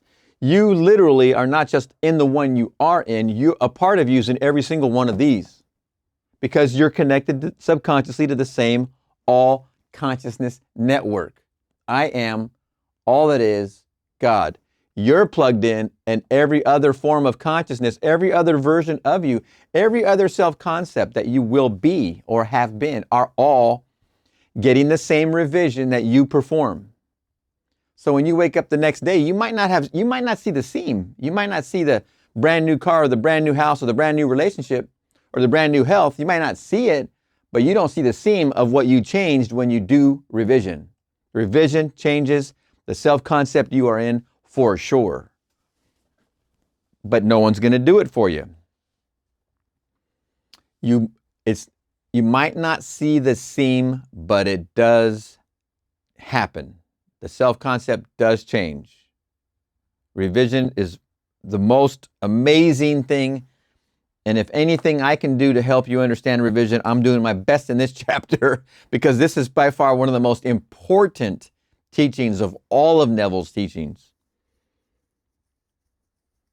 Okay. For instance, suppose today's mail brought disappointing news. Revise the letter. Mentally rewrite it and make it conform to the news you wish you had received. Then, in imagination, read the revised letter over and over again. This is the essence of revision, and revision results in repeal. The one requisite is to arouse your attention in a way and to such intensity that you become wholly absorbed in the revised action. You literally, it's like when you revise anytime, you can do it in the moment while you're awake with your eyes open, or you can do it while you're falling asleep about your day and events happen. And he might get into it in this chapter, but don't forget, you want to sin not, you want to get angry when it's time to get angry, but sin not. What that means is if something perturbs you during the day, someone pisses you off, get angry, let it out, let that emotion out. Communicate. Hey, no, F that. I don't like that, and I'm putting my foot down on this right now. Blah, blah, blah, blah, blah. You don't hold anger or expression of your own emotion in you. You let it out. But sin not means you don't go to bed with that anger. You can literally, while falling asleep at bedtime, revise that whole event. But it means definitely do not hold back your emotion when you feel like you need to express it. Be angry, but sin not. Be angry when it's necessary, but sin not means don't take it to your subconscious state while you're falling asleep. Go ahead and revise it. You don't even have to revise it, but at least you know that you have the complete control and flexibility to do with it anything you want. The one requisite is to arouse your attention in a way and to such intensity that you become wholly absorbed in the revised action. So you're now in the new action, the new letter. You revised the letter that came in the mail to the new version of the letter. Now you've reread that letter. You will experience an expansion and refinement of the senses by this imaginative exercise and eventually achieve vision. But always remember that the ultimate purpose of this exercise is to create in you the Spirit of Jesus, which is continual forgiveness of sin. Revision is of greatest importance when the motive is to change oneself. When there is a sincere desire to be something different, when the longing is to awaken the ideal active spirit of forgiveness. Without imagination, man remains a being of sin. Man either goes forward to imagination or remains imprisoned in his senses. Imprisoned in your senses is being stuck right here in the one objective self-concept without moving forward with imagination, into imagination, and then objectifying what you imagine. You're being stuck in that loop where the world's filling in your subconscious and you're not even paying attention. The lights are on, but nobody is home. Man either goes forward to imagination or remains imprisoned in his senses. To go forward to imagination is to forgive. Forgiveness is the life of the imagination. The art of living is the art of forgiving. Forgiveness is, in fact, experiencing in imagination the revised version of the day. Experiencing in imagination what you wish you had experienced in the flesh. Every time one really forgives, that is, every time one relives the event as it should have been lived, one is born again. Not only is the art of imagining lovingly when you imagine for a friend who's going to be achieving a goal that they want, that they see for themselves, when you impress your subconscious for your friend to obtain this, you sacrifice this self, you become this self that believes in their new reality, they become and you become. Two selves were sacrificed here. Every time, in addition to that, as you know that exists, every time one really forgives, which is what we just said, that is, every time one relives the event as it should have been lived, one is born again. So this happens when you are also revising. You're revising an event of the day, a letter came in the mail, and you don't want that news in that letter. So you revise the letter in your imagination while you're going off to bed, and you now read the new version of the letter, and you read it again. If necessary, read it again. Then now you think of something else, then you come back and think about the letter. The first memory, the first idea that pops up first, that floats to the top, is your revised version. That is usually first and on the top layer. You'd have to dig to go to the other layer, the one you're pushing into the not important category, because you revised to the one you want it to be. Father, forgive them is not the plea that comes once a year, but the opportunity that comes every day. The idea of forgiving is a daily possibility, and if it is sincerely done, it will lift man to higher and higher levels of being. He will experience a daily Easter, and Easter is the idea of rising transformed. And that should be an almost continuous process. Freedom and forgiveness are indissolubly linked. Freedom and forgiveness. Not to forgive is to be at war with ourselves, for we are freed according to our capacity to forgive. Forgive and you shall be forgiven. Luke 6:37. Forgive not merely from a sense of duty or service. Forgive because you want to. Thy ways are ways of pleasantness, and all thy paths are peace. Proverbs 3:17. You must take pleasure in revision. You can forgive others effectively only when you have a sincere desire to identify them with your ideal. With their ideal. You can forgive others effectively only when you have a sincere desire to identify them with their ideal. You have a sincere desire here to identify them with their sincere ideal. A sincere desire to identify them with their ideal. Duty has no momentum. Forgiveness is a matter of deliberately withdrawing attention from the unrevised day and giving it full strength and joyously to the revised day. What a sentence. Forgiveness is a matter of deliberately withdrawing attention from the unrevised day, which seems all run amok, and giving it full strength and joyously to the revised day.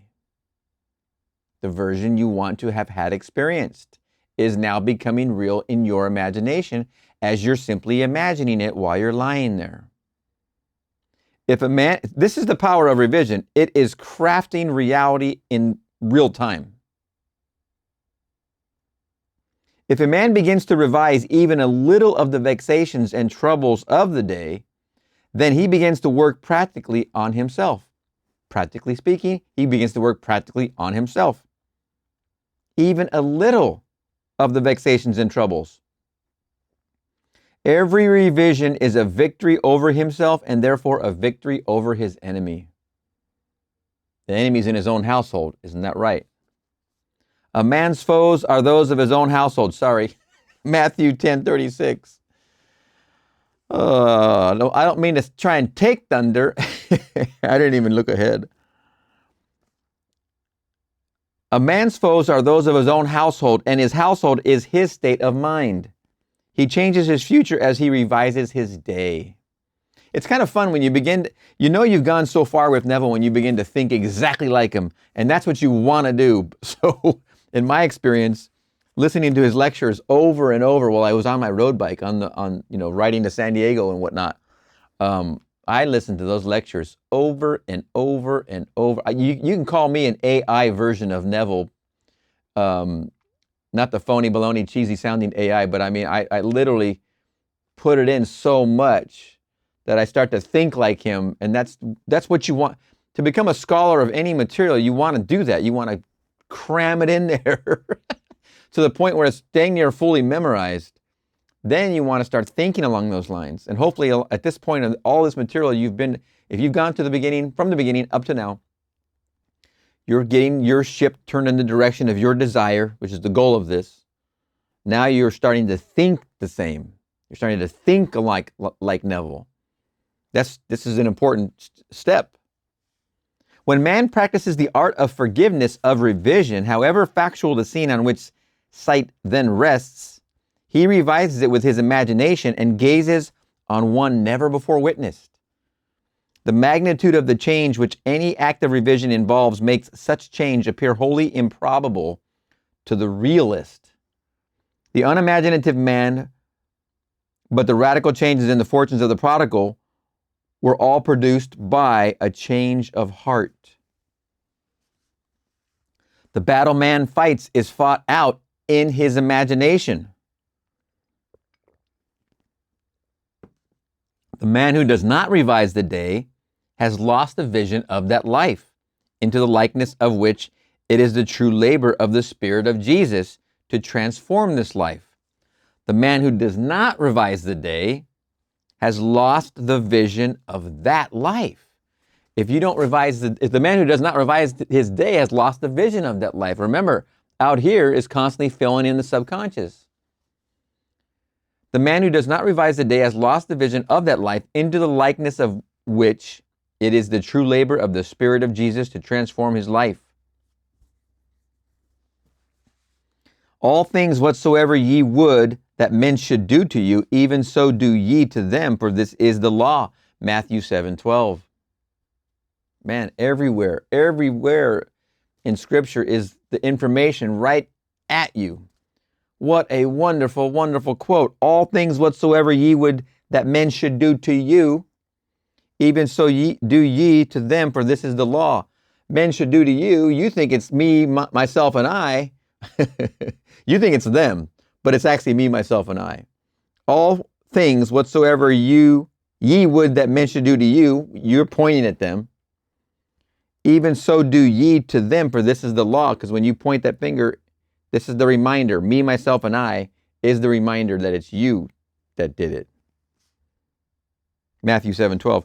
Here is the way an artist friend forgave herself and was set free from pain, annoyance, and unfriendliness. Knowing that nothing but forgetfulness and forgiveness will bring us to new values, she cast herself upon her imagination and escaped from the prison of her senses. She writes, Thursday I taught all day in the art school.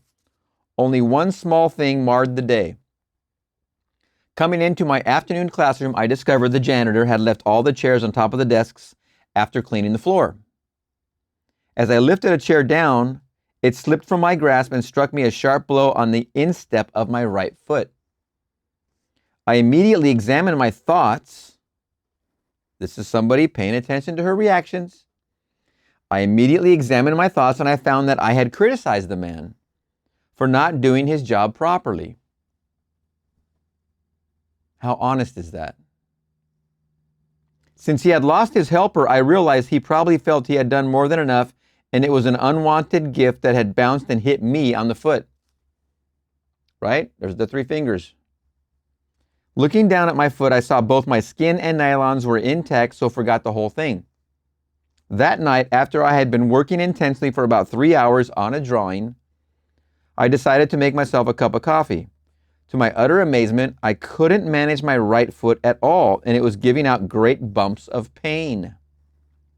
I hopped over to a chair and took off my slipper to look at it. The entire foot was a strange purplish pink, swollen, out of shape, and red hot. I tried walking on it and found that it just flapped. I had no control over it whatsoever. It looked like one of two things. Either I had cracked a bone when I dropped the chair on it, or something could be dislocated. No use speculating what it is, better get rid of it right away. So I began quietly,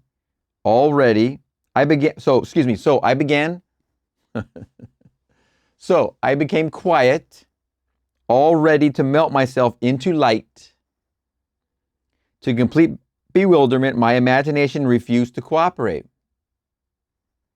It just said no.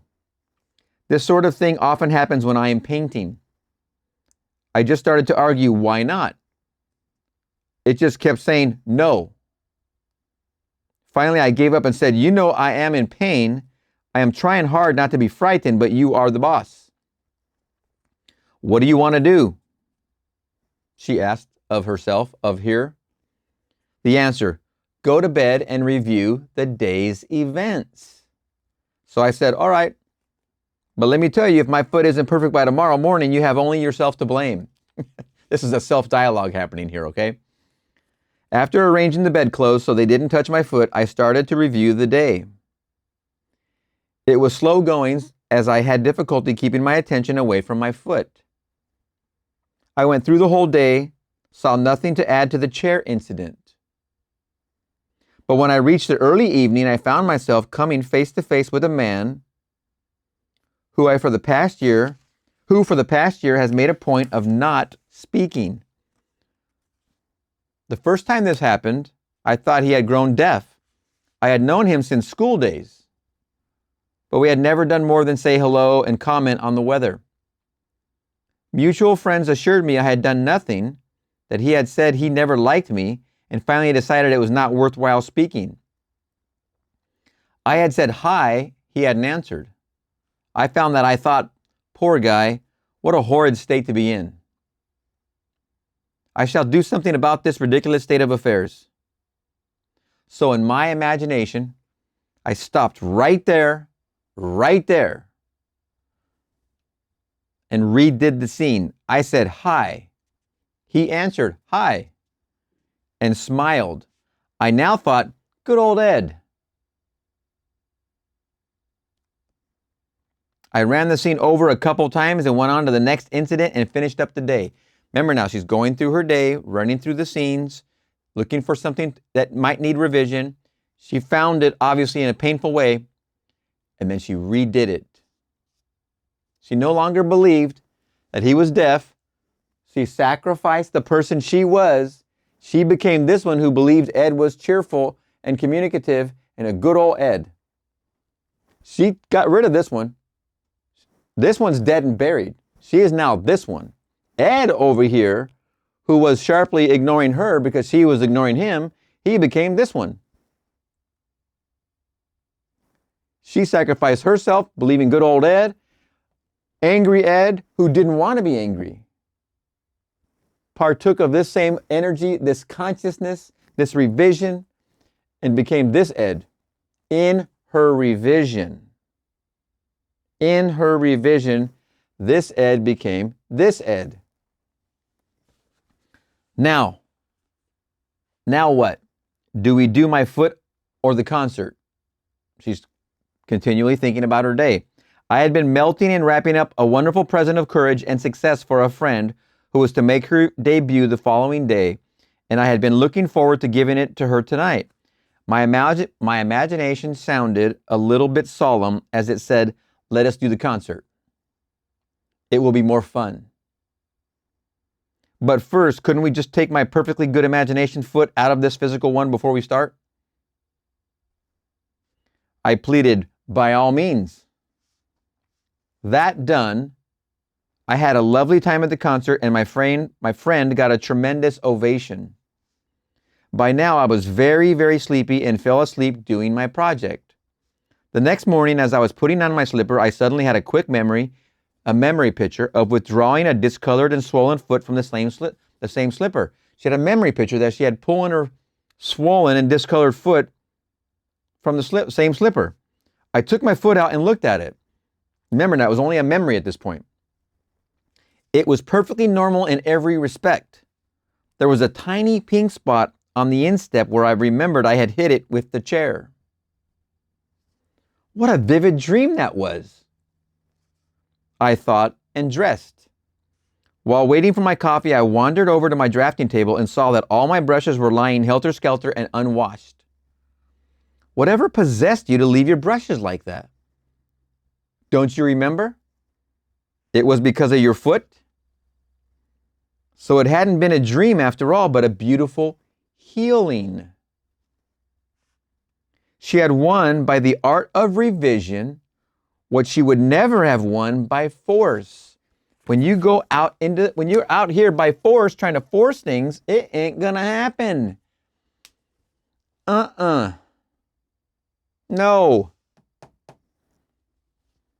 She had won by the art of revision what she would have never won by force. In heaven, the only art of living is forgetting and forgiving, especially to the female. Blake. We should take our life not as it appears to be, but from the vision of this artist, from the vision of the world made perfect that is buried under all minds, buried and waiting for us to revise the day. We are led to believe a lie when we see with, not through, the eye. We are led to believe a lie when we see with, not through, the eye. Blake. A revision of the day and what she held to be so stubbornly real was no longer so to her, and like a dream had quietly faded away. You can revise the day to please yourself, and by experiencing in imagination, the revised speech and actions not only modify the trend of your life story, but turn all its discords into harmonies. The one who discovers the secret of revision cannot do otherwise than let himself be guided by love. Your effectiveness will increase with practice. Revision is the way by which right can find its appropriate might. Remember Ho'oponopono. Make right. It really literally sounds, when you interpret it, make right more right. Oponopono. Make right. Ho'opono. Make right. Ho'oponopono. Make right right. This is what revision is. Make right right. I love you. Thank you. That's Ho'oponopono. I love you is the ultimate fix-all. If you're going to revise and you do it with love, every revision will be exactly what it's necessary to be.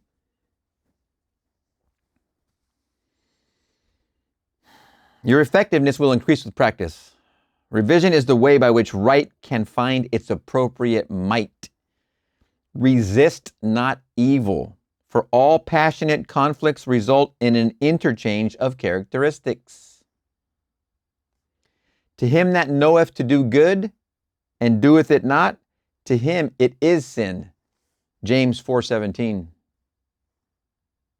You see how much responsibility is involved. I tell you. To know the truth, you must live the truth. And to live the truth, your inner actions must match the actions of your fulfilled desire. Expectancy and desire must become one. Your outer world is only actualized inner movement. Through ignorance of the law of revision, those who take to warfare are perpetually defeated. Only concepts that idealize depict the truth. Your ideal of man is his truest self. It is because I firmly believe that whatever is most profoundly imaginative is, in reality, most directly practical that I ask you to live imaginatively and to think into and to personally appropriate the transcendent saying, Christ in you, the hope of glory. Don't blame, only resolve. It is not man and the earth at their loveliest, but you, practicing the art of revision, make paradise. The evidence of this truth can lie only in your own experience of it. Try revising the day. It is to the pruning shears of revision that we owe our prime fruit. Oh my goodness. I personally believe this is probably one of the most important chapters of everything we've read so far. And I think, as Neville said before, if he said not one more word past the night he gave the lecture on this subject, this is not from the lecture, this is his book, but he has quite a few, handful at least, lectures about revision and the pruning shears of revision. And he even says in his own words, if he didn't say another word after teaching this one thing, he wouldn't have to say anything else, for his work was done here. Basically, I'm paraphrasing. And I truly believe that. In all of my studies, in all the different metaphysical subjects, in all the body of the Seth material, going through Ho'oponopono and arriving now at Neville, and even after my 3 years running of heavy hardcore study and practicing, I'm here to tell you, I don't think that there's anything more important. If you are going to stop and try anything in all this, I know we've talked about this 1,000 times. Make the impression, see the expression. This is a little simpler to try. Just see something different that happened in your actual day. It at first can seem daunting to try and think of something, feel it, that you've never felt before. What does it feel like to have $1 million in my bank account? What does it feel like to be married in love and happily walking into the new house after the honeymoon in Hawaii? I don't know what that feels like. Or health. What is it to be healthy? I don't know. I've always been sick. Whatever that dilemma is, and that imagining and feeling is it can be like a hill to climb. But this is not so much like that challenge. That can be a challenge, but it can also be easy. It's up to you. But revision is relying on the way you see your day, having just lived it. You just went through the day. Somebody got a hold of you on the phone and you didn't like what they said. Somebody sent you a text, you didn't like what they said. Somebody in the email, somebody whatever. Something happened, but you would rather have gone another way. At the end of your day, you can absorb it and go, no problem, I'm going to revise that tonight. You can start stacking these things up, but first you have to try it. Let's just start at the beginning. We don't need to make a laundry list or a grocery list that fast. Let's just start at the beginning. Imagine your day. And as he said elsewhere too, I believe, just start looking at it in reverse order. Try and make it back to the beginning. Generalize the events. They don't have to be extreme detail, but find one that you didn't like the way it actually went. It could be anything. It could be someone cutting you off in traffic. It could be anything. Revise the event, whatever it is, into the way you see it having gone, because it's more pleasurable the way you'd want to see it have gone. See it have gone that way, do it once, replay it, go back to the beginning, replay it maybe once, 2, 3 times. Before you know it, the replayed memory is going to be the memory, because tomorrow you're going to think back, just like the teacher did about her foot. It's like, oh yeah, my brushes are a mess. It's crazy. What happened? Oh, I immediately wanted to go take care of my foot. See, she's a practicing imaginer. She's obviously someone who practices the material, because she left her art area in disarray and went to go deal with it, to go take responsibility and deal with it right now. You can tell she's that kind of person that was dealing with the responsibility of it in the moment. So take this to your sleep tonight. Find something in your day that you don't like it for any reason. It could be small, it could be big. I say choose the small. Get the pump primed here. Get this practice going. Revise anything. Replay it. Watch the new memory form. Tomorrow, you'll look back. You'll see the new memory first. It works. Don't just take my word for it. What a wonderful chapter. Chapter 4, Awakened Imagination. Chapter 4, The Pruning Shears of Revision. First quote, the second man is the Lord from heaven. What we are, that only we can see. Emerson. That was 1 Corinthians 15:47. The second man is the Lord from heaven. Forgive and you shall be forgiven. Luke 6:37. Now that quote there, forgive means to imagine lovingly. That's what that means. Imagine lovingly for others. You will be imagined lovingly for. Forgive and you shall be forgiven.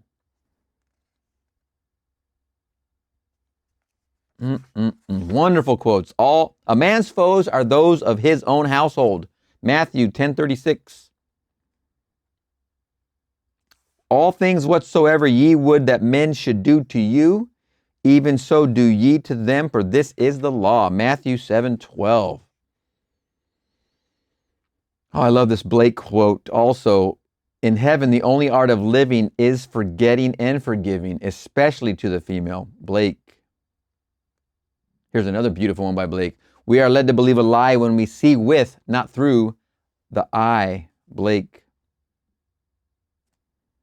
And finally, James 4:17, to him that knoweth to do good and doeth it not, to him it is sin. Wonderful chapter. Oh my goodness. Just lay back and absorb that one. Try it tonight. Just put it to use. Be a doer. Try it. Any little thing. All right, we'll see you in the next chapter. Neville Goddard, Awakened Imagination, Chapter 5, The Coin of Heaven. Does a firm persuasion that a thing is so make it so? And the prophet replied, all poets believe that it does. And in ages of imagination, this firm persuasion removed mountains, but many are not capable of a firm persuasion of anything. William Blake, Marriage of Heaven and Hell. Let every man be fully persuaded in his own mind. Romans 14:5. Persuasion is an inner effort of intense attention. To listen attentively as though you heard is to evoke, to activate. By listening, you can hear what you want to hear and persuade those beyond the range of the outer ear. Speak it inwardly in your imagination only. Make your inner conversation match your fulfilled desire. What you desire to hear without, you must hear within. Embrace the without within and become one who hears only that which implies the fulfillment of his desire, and all the external happenings in the world will become a bridge leading to the objective realization of your desire. To know your desire is obviously the big first point, big first objective is to know what that desire is, and then everything can conform to it. Your inner speech is perpetually written all around you in happenings. All around you. Learn to relate these happenings to your inner speech and you will become self-taught. By inner speech is meant those mental conversations which you carry on with yourself. They may be inaudible when you are awake because of the noise and distractions of the outer world of becoming. But they are quite audible in deep meditation and dream. But whether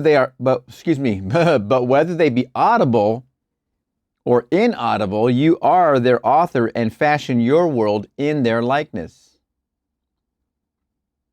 There is a God in heaven, and heaven is within you. That revealeth secrets and maketh known to the king Nebuchadnezzar what shall be in the latter days. Thy dream and the visions of thy head upon thy bed are these. Daniel 2:28. Inner speech from premises of fulfilled desire is the way to create an intelligible world for yourself. We're still ramping and pivoting right off of inner desire all the way. Observe your inner speech, for it is the cause of future action. Inner speech reveals the state of consciousness from which you view the world.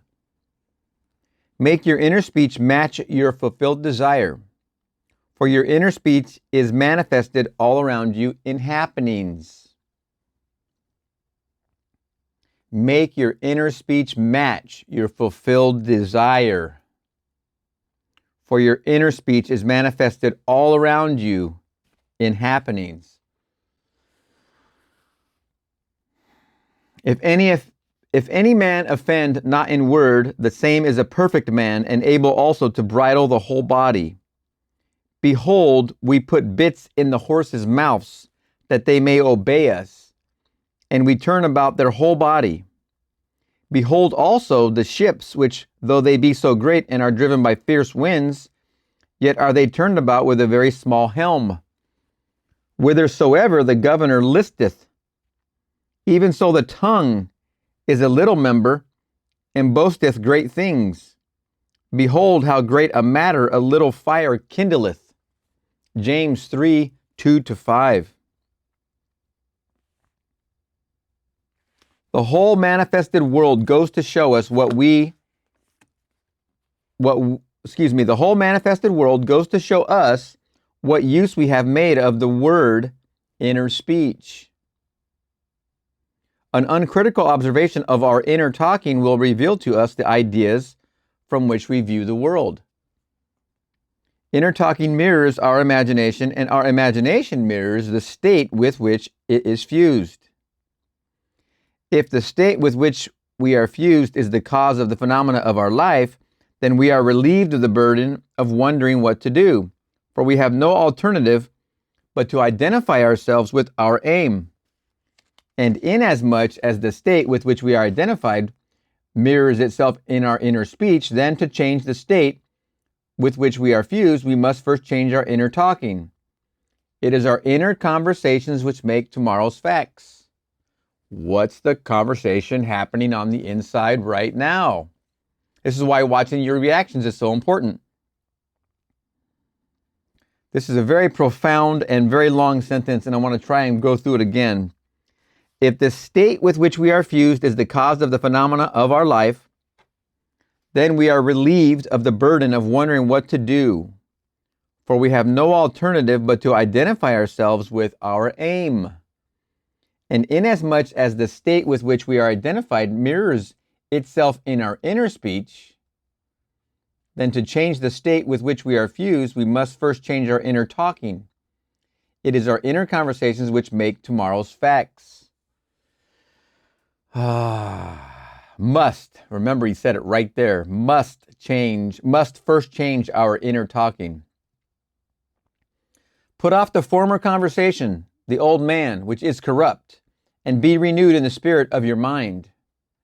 Put on the new man, which is created in righteousness. Ephesians 4:22-24. Our minds, like our stomachs, are whetted by change of food. Quintilian. Stop all of the old mechanical negative inner talking and start a new positive and constructive inner speech from premises of fulfilled desire. Inner talking is the beginning, the sowing of the seeds of future action. To determine the action, you must consciously initiate and control your inner talking. Construct a sentence which implies the fulfillment of your aim, such as, I have a large, steady, dependable income, consistent with integrity and mutual benefit. Or, I am happily married. Or, I am wanted. Or, I am contributing to the good of the world. And repeat such a sentence over and over until you are inwardly affected by it. I have a large, steady, dependable income, consistent with integrity and mutual benefit. I am happily married. I am wanted. I am contributing to the good of the world. Our inner speech represents in various ways the world we live in. In the beginning was the Word, John 1:1. That which ye sow, ye reap. See yonder fields? The sesamum was sesamum, the corn was corn. The silence and the darkness knew. So is a man's fate born, the light of Asia. Ends run true to origins. Those that go searching for love only make manifest their own lovelessness, and the loveless never find love. Only the loving find love, and they never have to seek for it. D.H. Lawrence. Man attracts what he is. The art of life is to sustain the feeling of the wish fulfilled and let things come to you, not to go after them or think they flee away.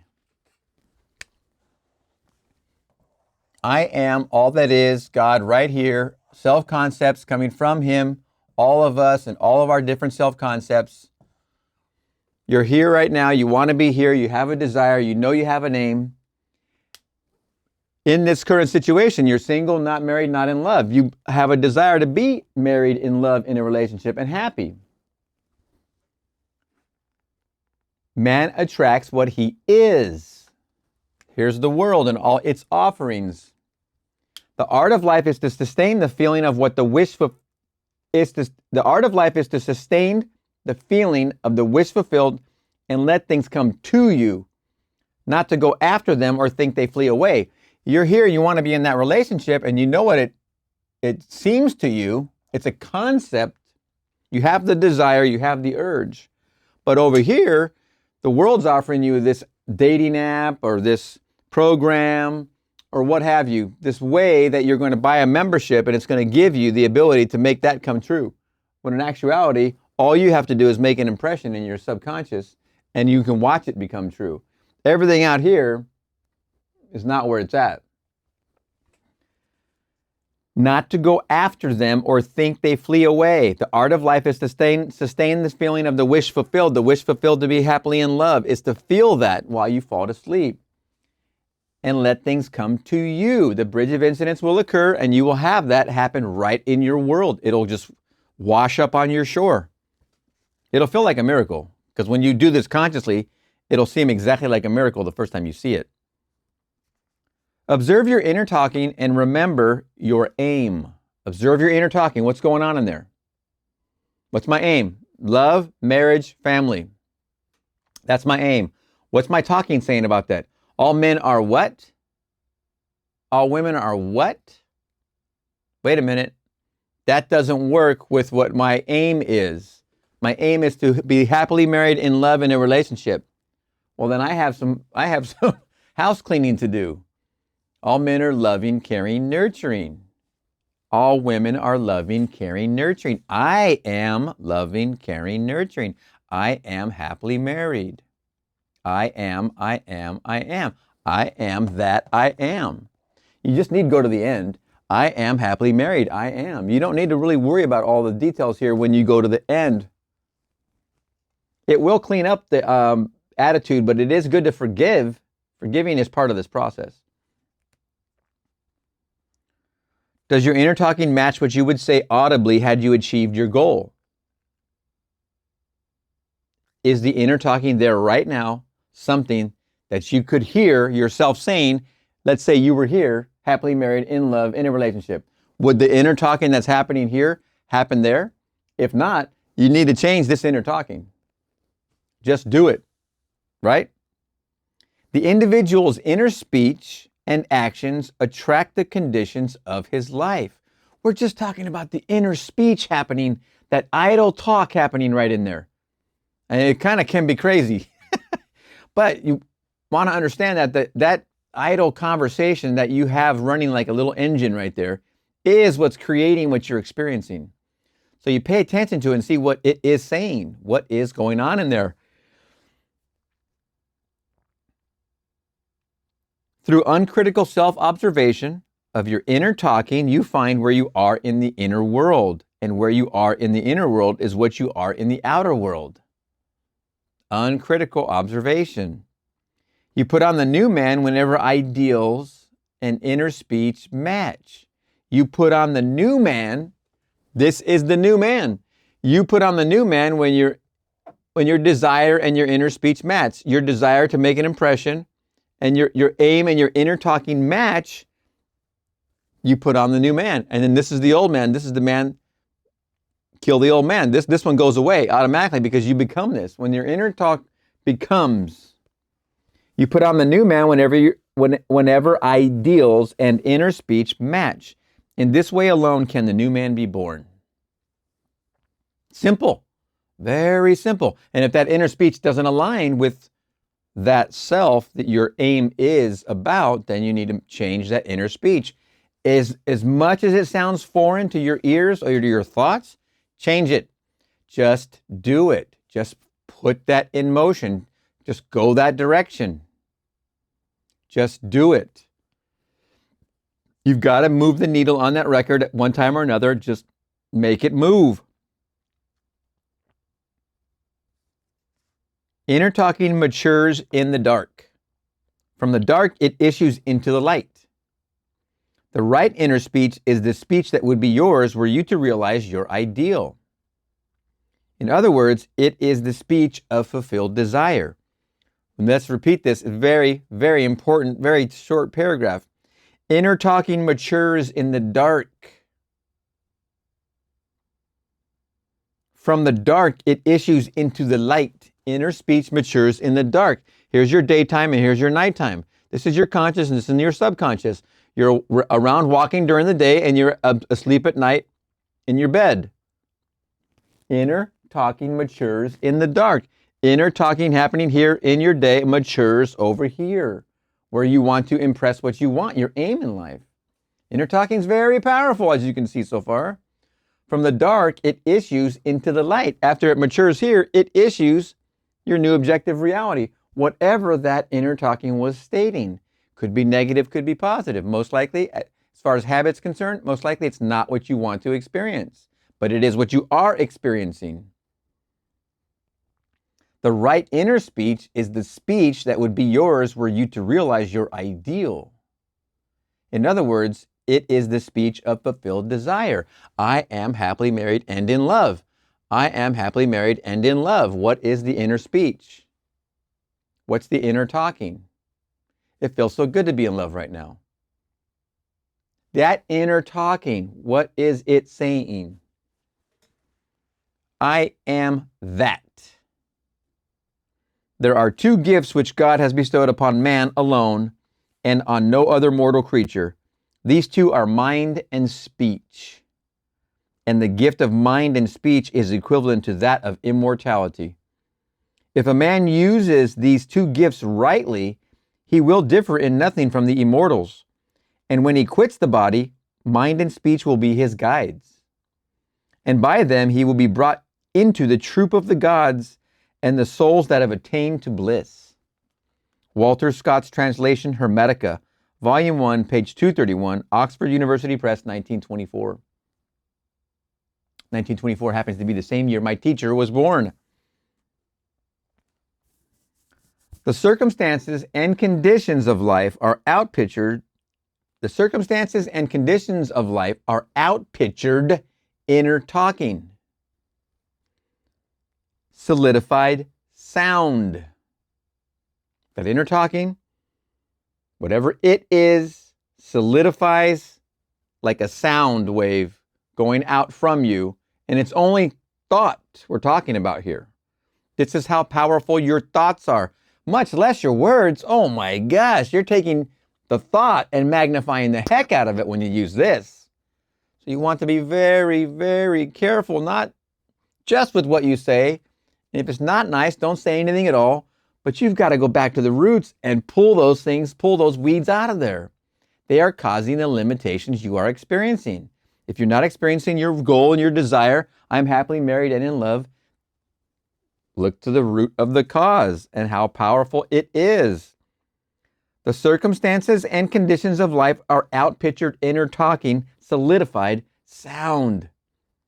Inner speech calls events into existence. In every event, the creative sound that is its life and being. All that a man believes and consents to as true reveals itself in his inner speech. It is his word, his life. Try to notice what you are saying in yourself at this moment. Try to notice what you are saying in yourself at this moment. To what thoughts and feelings you are consenting. Remember, if you're thinking it, you're consenting to that thought. They will be perfectly woven into your tapestry of life. To change your life, you must change your inner talking, for life, said Hermes, is the union of word and mind. When imagination matches your inner speech to fulfilled desire, there will then be a straight path in yourself from within out. And the without will instantly reflect the within for you. and you will know reality is only actualized inner talking. Oh my goodness. Let's repeat that sentence, how powerful it is. When imagination matches your inner speech to fulfilled desire, there will then be a straight path in yourself from within out, from within out. And the without will instantly reflect the within for you, and you will know reality is only actualized inner talking. Receive with meekness the inborn word which is able to save your souls. Every stage of man's progress is made by the conscious exercise of his imagination, matching his inner speech to his fulfilled desire. Man! That was James 1:21, by the way. Receive with meekness the inborn word which is able to save your souls. Receive with meekness the inborn word which is able to save your souls. James 1:21.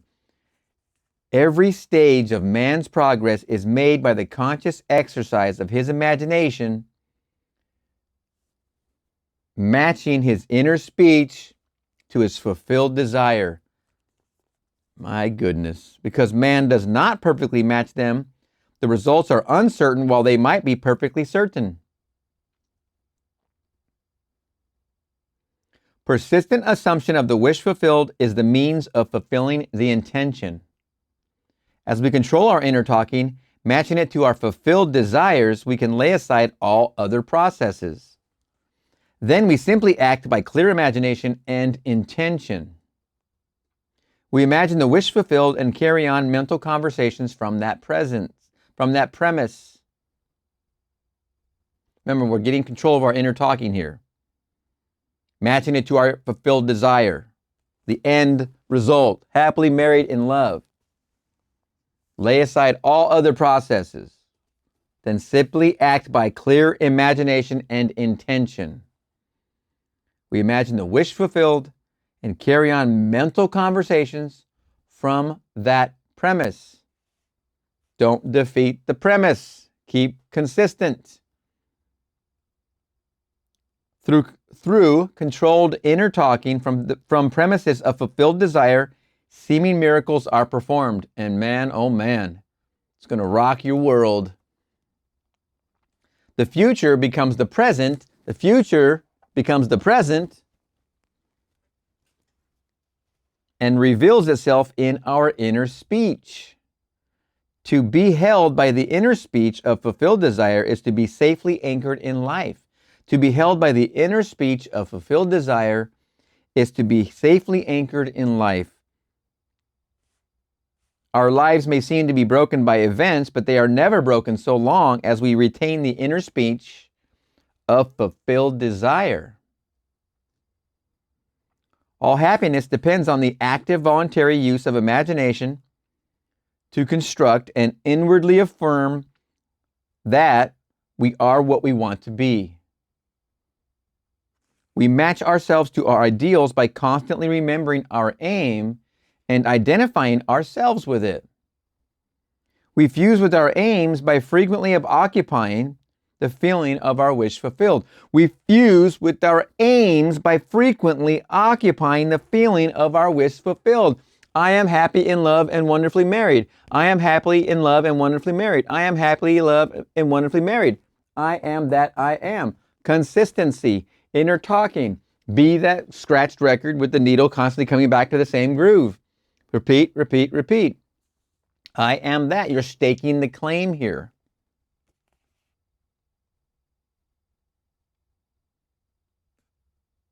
It is the frequency, the habitual occupancy, that is the secret of success.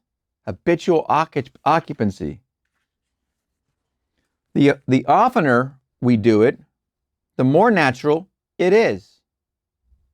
Remember, we're trying to get to that feeling of, does it feel natural? Does it just feel natural? Does this feel natural? Yes. That's what we're trying to get to, because that's when it just happens. What a wonderful way to put it. It is the frequency, the habitual occupancy that is the secret of success. The oftener we do it, The more natural it is, fancy assembles. Continuous imagination fuses. It is possible to resolve every situation by the proper use of imagination. It is possible to resolve every situation by the proper use of imagination. And that's what we are doing here. We are learning how to get this wild beast under control. Speech and mind. Speech and mind. It's what separates us from all other creatures. As we just quoted, which I probably will repeat because it's such a wonderful quote. It is possible to resolve every situation by the proper use of imagination.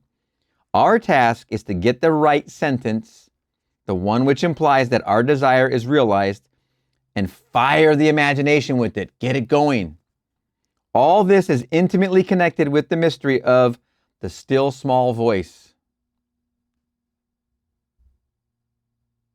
Inner talking reveals the activities of imagination, activities which are the causes of the circumstances of life. As a rule, man is totally unaware of his inner talking and therefore sees himself not as the cause, but the victim of circumstance.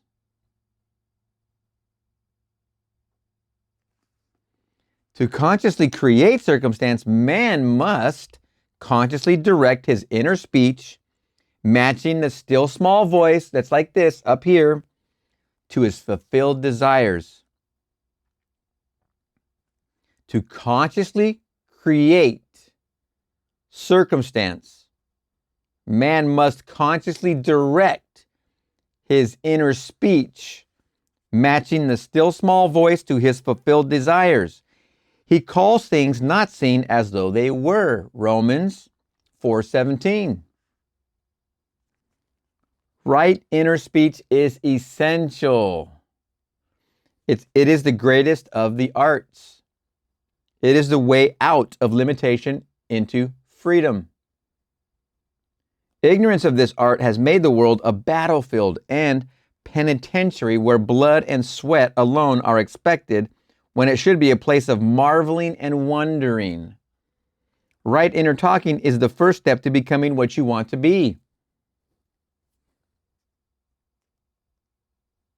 Speech is an image of mind, and mind is an image of God. Hermetica, Volume 1, page 231. A quick note here. You're single, you're not in love, and you're not married, nor are you in a relationship. You do have a desire and an urge to be married, in love, and in a happy relationship. Have you ever been around other couples that have been married 20 years, 10 years, 50 years, 40 years? Have you ever observed how they get along? How is it that it looks like their circumstances with each other are what they are? What kind of inner speech do you suppose is going on with them? Have you ever asked yourself that question? What kind of inner speech is happening in that happy married couple over there? How is it why is there no fighting? Why are they just in agreement? Why are they laughing? What's making them laugh right now? Have you ever been observant? If you can see that in another, then you can definitely see it in yourself. Because then now you have a target with which to see from, make an impression, and become. Are you observing what their inner speech might be? Do they look like they're having a hard time? Probably not. Probably not with each other. Are you having that same kind of inner talk with yourself that it appears they are? Remember, you have Mary, the mother, inside of you. You're male or female, it doesn't matter. You still have Mary inside of you, the womb. You're trying to bring together and breathe life into this dead child, the child being the idea of which you have the urge and desire to be married. It's a child. You're going to breathe life into it by making the impression and becoming that and experience that which you know exists in the world. And if other people can do it, you definitely can do it. Not only can you do it, you will do it. I'm certain of that. Be observant of what's happening. Start to get that in line with where your target is. On the morning of April 12, 1953, my wife was awakened by the sound of a great voice of authority speaking within her, saying, "You must stop spending your thoughts, time, and money. Everything in life must be an investment. Wow. His wife woke up. Boom. Just in time for the tax deadline, April 12th. To spend is to waste, to squander, to lay out without return. To invest is to lay out for a purpose from which a profit is expected. This revelation of my wife is about the importance of the moment. It is about the transformation of the moment. What we desire does not lie in the future, but in ourselves at this very moment. At any moment in our lives, we are faced with an infinite choice: what we are and what we want to be. And what we want to be is already existent. But to realize that we must match our inner speech and actions to it. If two of you shall agree on earth as touching anything that they shall ask, it shall be done for them of my Father which is in heaven. Matthew 18:19. 2. This is also a fork in the road. I'm wondering which way he's going to go, because there's two ways he can go next. It is only what is done now that counts. Now. The present moment does not recede into the past. It advances into the future to confront us, spent or invested. Thought is the coin of heaven. Thought is the coin of heaven. Money is its earthly symbol. Every moment must be invested, and our inner talking reveals whether we are spending or investing. Every moment. Every moment must be invested, and our inner talking reveals whether we are spending or investing. Be more interested in what you are inwardly saying now than what you have said. By choosing wisely what you think and what you feel now. Anytime we feel misunderstood, misused, neglected, suspicious, afraid, we are spending our thoughts and wasting our time. If you could just have all those moments back, would you invest them? Now, that's an expense of thinking in the past, what I just did there, but it is funny. Let's repeat the sentence, because it's kicking you where it counts, if you know what I'm saying. Anytime we feel misunderstood, misused, neglected, suspicious, afraid, we are spending our thoughts and wasting our time. Whenever we assume the feeling of being what we want to be, we are investing. Whenever we assume the feeling of being what we want to be, I am that, happily married, in love, having a wonderful life, we're investing. But if you're over here thinking, I can never do it, it's never going to happen to me, everyone else has it, I'm jealous, you're spending and frittering away all that you are, and you're also investing in the wrong direction. It is an investment, but it's in the wrong direction.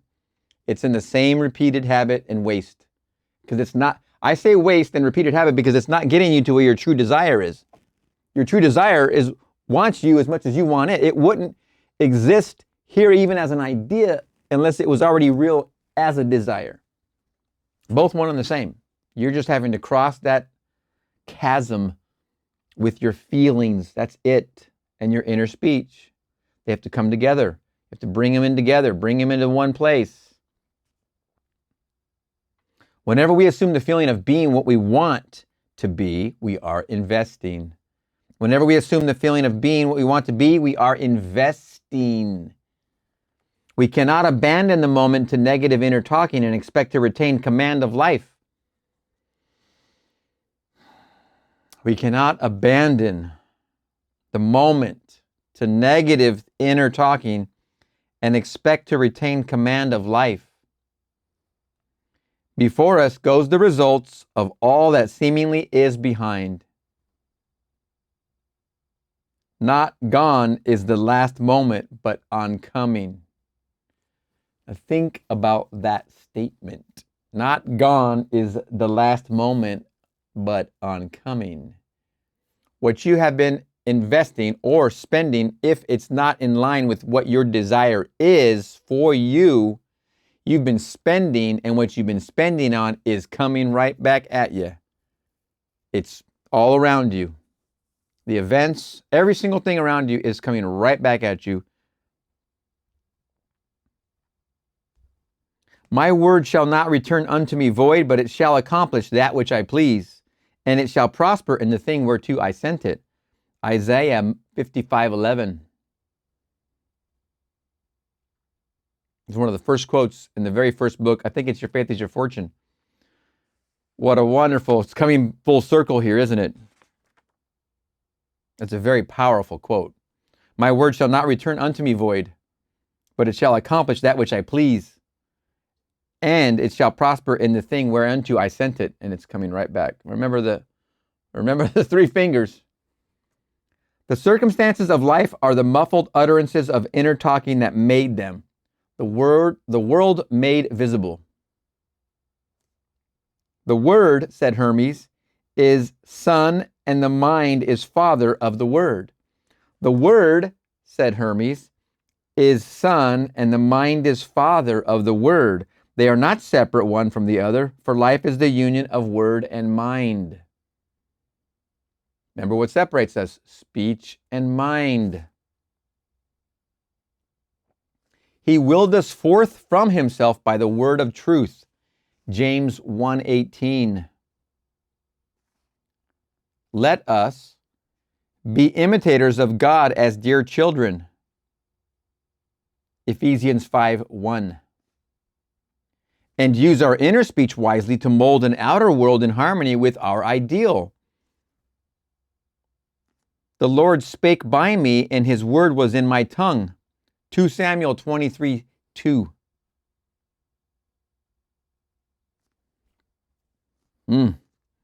The mouth of God is the mind of man. Feed God only the best. Oh, that's wonderful right there. The mouth of God is the mind of man. Feed God only the best. It's very, very true. Only think the purest of thoughts. And I mean, imagine lovingly. Whenever anybody's coming into your mind, imagine the best, the absolute grandest of them. The mouth of God is the mind of man. It's your mind. It's your thoughts. You have control of them. Only feed God the best. Whatsoever things are of good rapport, think on these things. Philippians 4:8. Boy, oh boy, that's true. You've heard the negative people around you. If you have some, you have work to do. You don't need to abandon them. You need to change you. That's the only reason they're in your environment, because you haven't done the house cleaning here yet. When you do the house cleaning here, you'll see a radical transformation of what's outside of you. You don't have to go throwing anything or anybody away. You just change it at home. The present moment is always precisely right for an investment, to inwardly speak the right word.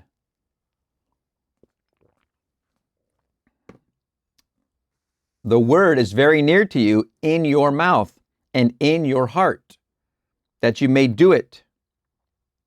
See, I have set before you this day life and good, death and evil, blessings and cursings. Choose life. Deuteronomy 30:14-15. You choose life and good and blessings by being that which you choose. Like is known to like alone. Make your inner speech bless and give good report. Man's ignorance of the future is the result of his ignorance of his inner talking. His inner talking mirrors his imagination, and his imagination is a government in which the opposition never comes into power. If the reader asks, what if the inner speech remains subjective and is unable to find an objective for its love? The answer is, it will not remain subjective, for the very simple reason that inner speech is always objectifying itself. What frustrates and festers and becomes the disease that afflicts humanity is man's ignorance of the art of matching inner words to fulfilled desire. Inner speech mirrors imagination, and imagination is Christ. Inner speech mirrors imagination, and imagination is Christ. Back to our previous, the mouth of God is the mind of man, feed God only the best. Alter your inner speech and your perceptual world changes. Whenever inner speech and desire are in conflict, inner speech invariably wins. Ooh, boy. You can see how important this subject is. I mean, he's dropping the bomb big time in this chapter. It's called The Coin of Heaven.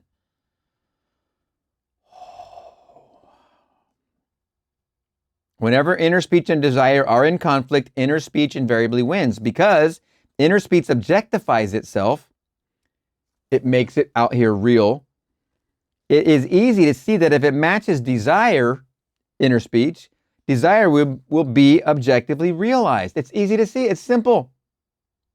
But will you do it? Were this not so, I would say with Blake, were this not so, I would say with Blake, sooner murder an infant in its cradle than nurse unacted desires. Oh boy, what a statement. Now you, of course, cannot take that literally, but the infant is the unborn child, or it can be the unborn child, and the unborn child is your desire not manifest, okay?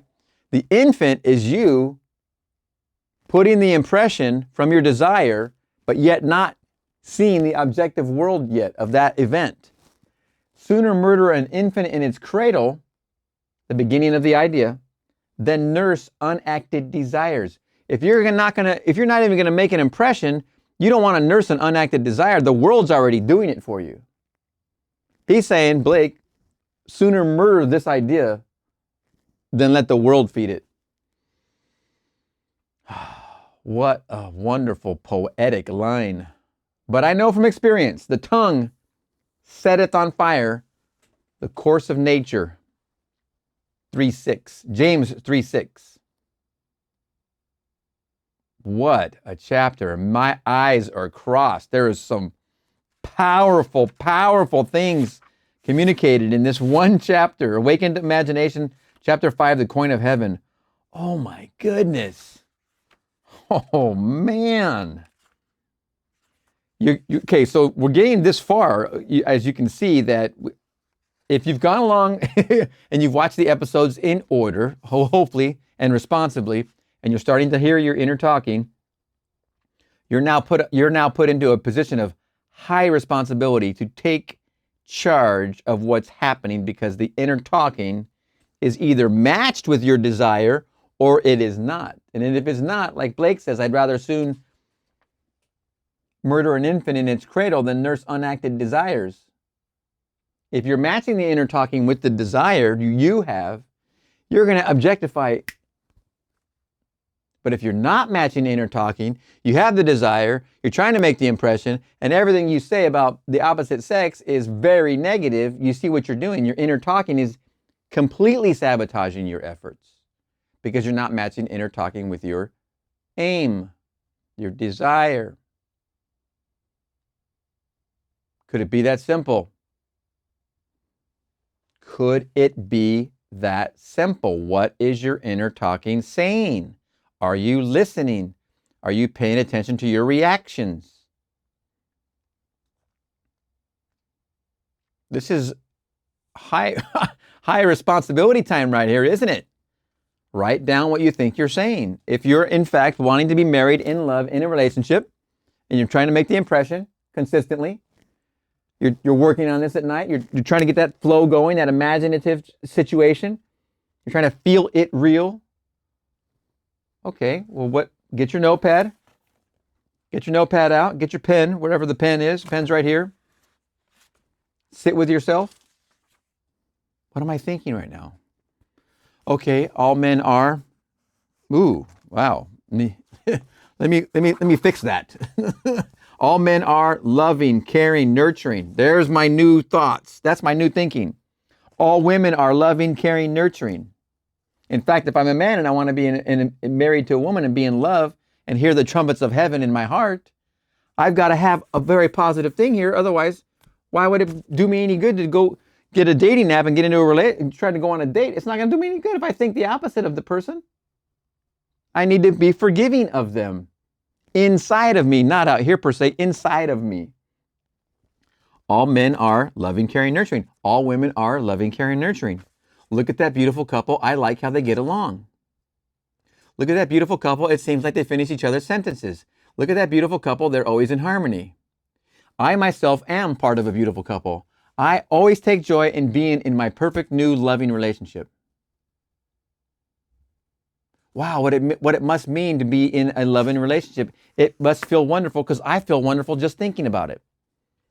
What is your inner talking? Listen, write it down. You don't like it? Cross it out. It's okay. You can do that. No one's going to come in and step in and do it for you. Cross out what you don't like. Try and listen to it. Write down what you hear. Don't like it? Cross it out. Cross it out. Write down what you want the inner talking to be. Start somewhere. Start here. Pen, paper, the cheapest instruments. The cheapest instruments you can find that will get you the most. I've done things in my life with this and this you can't believe. I'm going to make a video on that. It's profound. Even if you just use a piece of chalk, a piece of coal. It's unbelievable what you can do with this tool right here. And this. They're almost free. You have them laying around, I promise. Write down what you think you're thinking. Listen, write it down. Don't like it, cross it out. Write the new inner talking you're going to program now. All men are loving, caring, nurturing. That's why I'm always happy in my loving marriage, because I'm with a man that's very loving, caring, nurturing. And the only reason he is loving, caring, nurturing is because I am loving, caring, nurturing. I'm always loving, caring, nurturing in all my decisions. At work, I'm loving, caring, nurturing. At home, I'm loving, caring, nurturing. When I go to the market, I'm loving, caring, nurturing. When I go to the gas pump, I'm loving, caring, nurturing. When I drive, I'm loving, caring, nurturing. I always have a loving, caring, nurturing life. Loving, caring, nurturing is everything I see in the world is loving, caring, nurturing. I live in a safe universe. I am loving, caring, nurturing. That, you're reversing the inner talking from the outer talking. You're going to reverse it into play. No matter what it is, who cares what it is? You wrote it down, so what? Throw that away, burn it. Burn the ships. Burn it. Write down the new one, but much more than write, start speaking it. Start repeating it. Get it to go out of here, even though it looks foreign to you. All men are loving, caring, nurturing. I haven't seen one like that. Wait, stop. Yes, they are. You haven't seen one like that because they've been mirroring your inner talking. Start stating your new tape. Let it roll out of your mouth so your ears can hear it. We're reversing into it. If you're not going to create it in here and let it come out this way, we need to reverse into it. We know one inverse reaction, right? We need to reverse into it. Say it, then hear yourself saying it. Now you're getting comfortable with it. You're getting comfortable saying it. Now you're saying it and hearing it. Now then, you're going to start seeing it. But most importantly, you're going to start thinking it. Then that thinking of it's going to be coming in line with your desire, with your aim. This impression will be much easier when your inner talking is matching your aim. And it doesn't matter if this is love, marriage, family, responsibility, and all this other fun stuff. In that, you can also be aimed over here where you want health. You may not feel healthy here, but you want health. It's the same concept. We're just replacing one for the other. Wealth. I'm driving down the road. I'm falling asleep. In my falling asleep, I'm driving and I'm like, I'm at an intersection. And do I go now or do I let the cars, do I just kick back and let the cars come, as they may, at whatever speed they are, versus me darting in front of them, being worried about making a change. The light's not turned, it's green, no worries.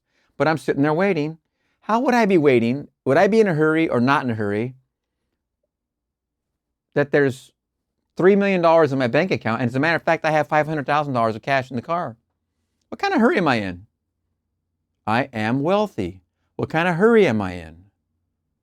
With all this wealth, am I really so concerned? What's my inner talking say about my wealth? No big deal. Let these guys go. They're probably in a hurry to get to work. It's no big deal. Let's take a chill here.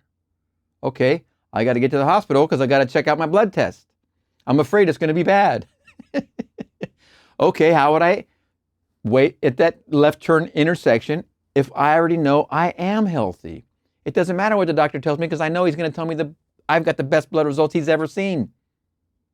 He's going to look at my blood results and go, man, I haven't seen anybody at your age this well in a long time. Congratulations. How would you be turning at that left light? Would you be in a hurry? Would you be stressed out?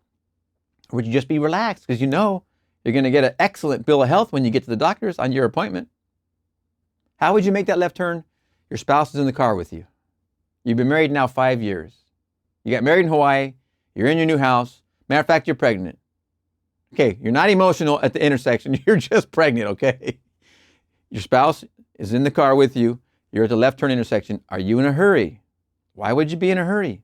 You're living in your new situation. What's the hurry? You're in your happy state. You were not there, now you are. How does it feel to be making that left turn? Does it feel like you should be rushed, stressed? No. Let the cars come. These guys are probably rushing off to get to work because it's that time of morning. Don't worry about it. Go ahead. It's cool. No, you guys want to come out of the driveway there and turn in front of me? Nope. Not a big deal. I'm happily in love and married. I'm getting to the doctor and I got the greatest bill of health possible. I got $500K in a briefcase on the back seat. I got millions in the bank. What am I tripping on?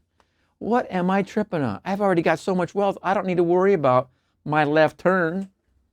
What's the left turn going to do for me? I only invest. I don't spend time thinking about worrying about left turn signals. I mean, we're going to make a legal left turn, don't get me wrong. I'm just saying we're not stressing it because our inner talking has matched our desire. I'm happily married and in love.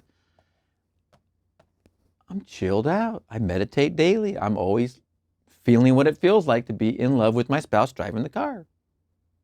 It's fun going out to dinner. Hey, I'm there. My inner talking is matching my desire, making the impression, giving the expression. Bing, bang, boom.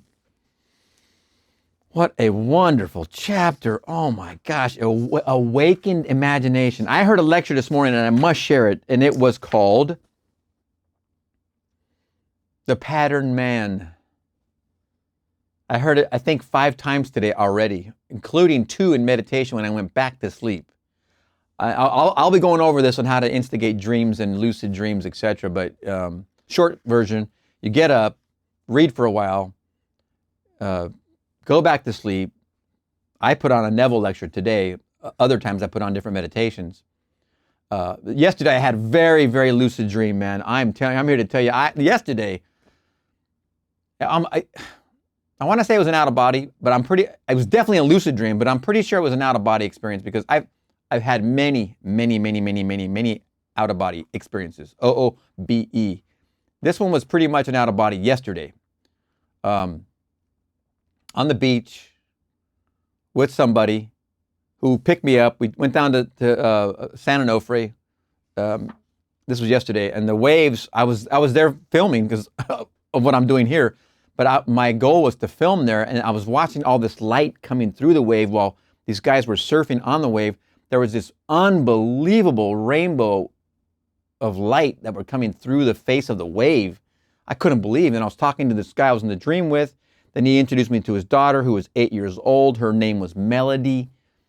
And I forget his wife was there, and I forget her name. I think it started with a J. That was yesterday. Today, I heard the lecture, Falling Asleep, Pattern Man. And I had started it already and went back to sleep. And it's such an amazing lecture. And I want to break down some major pieces of that. I'll save for later.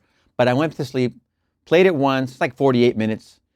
Then I knew it was off. Then I pressed play again on my headphones, and then it played again. Then I knew I slept past another 45 minutes.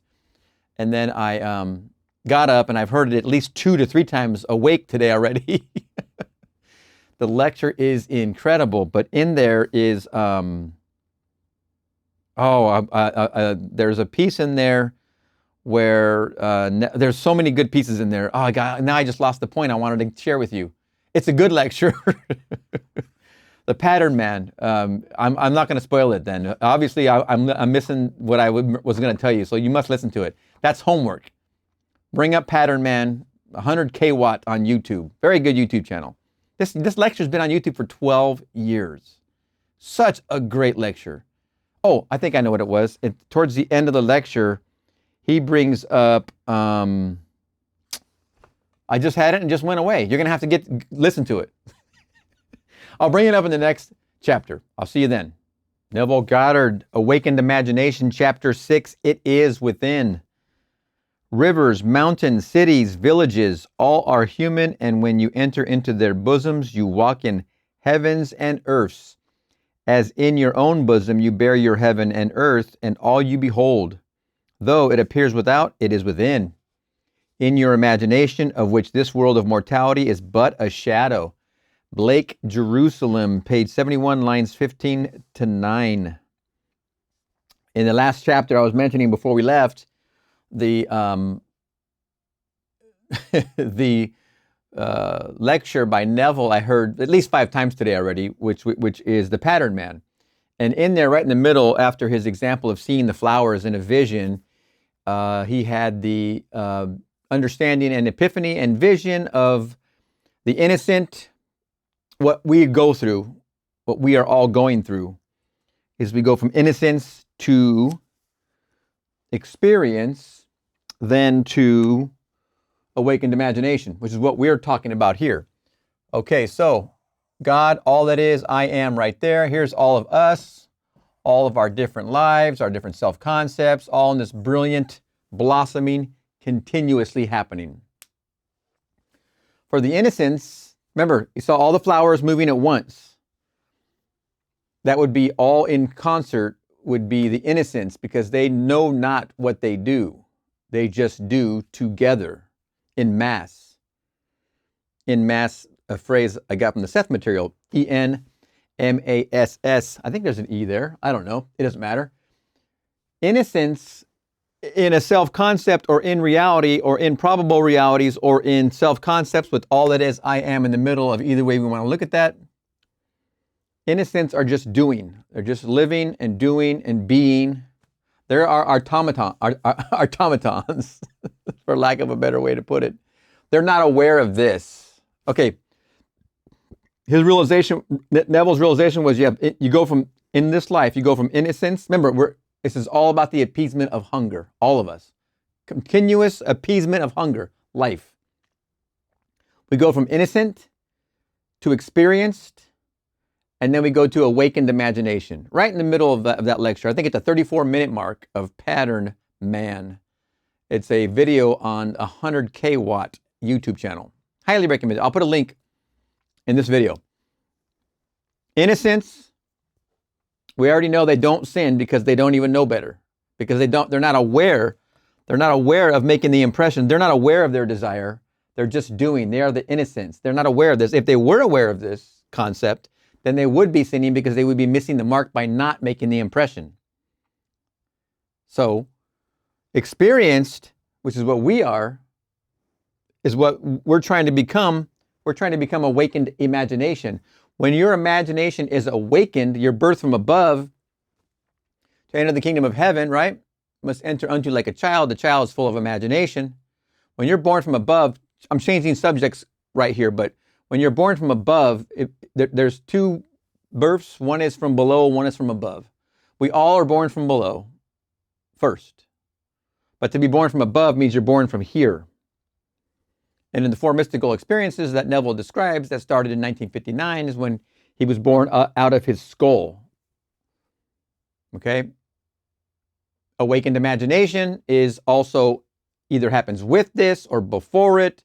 It's what we're trying to achieve as we get to understand that our experiences have brought us to a place where we understand that desire does exist within us and that we can push the gas pedal on this to achieve our dreams, our desires, our wishes.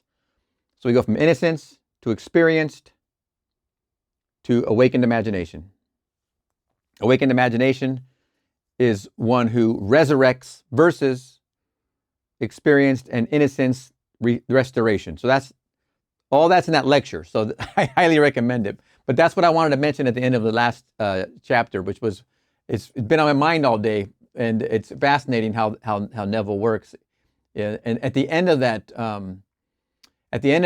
lecture, he also talks about his mom being blonde hair, blue eyed, and how she didn't like to go out in the sun, and she wanted to keep her coconut skin fair, her white skin fair. And when you look at that Neville video and you see the blonde guy, someone said, I think the gal that posted about it on YouTube said that it was the second pair of people, and where the man was a blonde, and then the other guy, the video I attached to my video about Neville on YouTube dancing, he would be more of a brunette in that picture specifically. But nonetheless, that little discussion is at the end of that chapter of Neville talking about his mom, which was very cool. You get a little bit of insights there. But it's a very powerful lecture, and it has a lot to do with this. Okay, back to our regularly whatever scheduled programming, right? Outer Limits. If you remember that, okay, dokay. Chapter 6, It Is Within, Awakened Imagination. The inner world was as real to Blake as the outer land of waking life. He looked upon his dreams and visions as the realities of the forms of nature. Blake reduced everything to the bedrock of his own consciousness. The kingdom of heaven is within you. Luke 17:21. I also mentioned that amazing, in the last chapter, the amazing out-of-body I had yesterday. And I didn't finish talking about that, but basically, I've had out-of-bodies before where I don't even remember them, but later in the day, something will flash, and then I'll go, oh man, I had a total full-blown out-of-body last night, or this morning. I totally forgot about it. It's just like a dream. When you're in it, you know it's an out-of-body, or you know it's a lucid dream, or if it's just a dream, after you practice this for a while. But sometimes I'll even forget I had an out-of-body, but they're very powerful. You know when it is one. And the one I had yesterday was so colorful. I mean, the color coming through those waves was mind-blowing. I mean, really amazing. Like I met the friend's daughter, and Melody, and I forgot the name of his wife or spouse, and it was just incredible. It was incredible. Incredible. Where are we dreaming and where are we awake? The real man, the imaginative man, has invested the outer world with all of its properties. The apparent reality of the outer world, which is so hard to dissolve, is only proof of the absolute reality of the inner world of his own imagination. No man can come to me except the Father which hath sent me draw him. I and my Father are one. John 6:44, John 10:30. The world which is described from observation is a manifestation of the mental activity of the observer. Boom. Major sentence. The world which is described from observation is a manifestation of the mental activity of the observer. When man discovers that his world is his own mental activity made visible, that no man can come unto him except he draws him, and that there is no one to change but himself, his own imaginative self, his first impulse is to reshape the world in the image of his ideal. What a sentence. But his ideal is not so easily incarnated. In that moment, when he ceases to conform to external discipline, he must impose upon himself a far more rigorous discipline, the self-discipline upon which the realization of his ideal depends. Imagination is not entirely untrammeled and free to move at all without any rules to contain it. In fact, the contrary is true. Imagination travels according to habit. Imagination has choice, but it chooses according to habit. I read a book at least 4 years ago, I think, The Power of Habit, yellow cover. I've mentioned it before. It's a good book. It's just telling you what he's telling you right here. Awake or asleep, man's imagination is constrained to follow certain definite patterns. It is this benumbing influence of habit that man must change. He just said must. If he does not, his dreams will fade under the paralysis of custom. Imagination, which is Christ in man, is not subject to the necessity to produce only that which is perfect and good. It exercises its absolute freedom from necessity by endowing the outer physical self with free will to choose to follow good or evil, order or disorder. Choose this day whom ye choose this day whom ye will serve. Joshua 24:15. Very important quote at this time. But after the choice is made and accepted, so that it forms the individual's habitual consciousness, then imagination manifests its infinite power and wisdom by molding the outer sensuous world of becoming in the image of the habitual inner speech and actions of the individual. To realize his ideal, man must first change the pattern which his imagination has followed. Habitual thought is indicative of character. The way to change the outer world is to make the inner speech and action match the outer speech and action of fulfilled desire. Action of fulfilled desire. You want to match the inner speech with the outer action and inner speech of fulfilled desire. That's the fulfilled desire right there. You want to match your inner speech with that inner speech. And actions. Our ideals are waiting to be incarnated, but unless we ourselves match our inner speech and action to the speech and action of fulfilled desire, they are incapable of birth. Inner speech and action are the channels of God's action. He cannot respond to our prayer unless these paths are offered. The outer behavior of man is mechanical.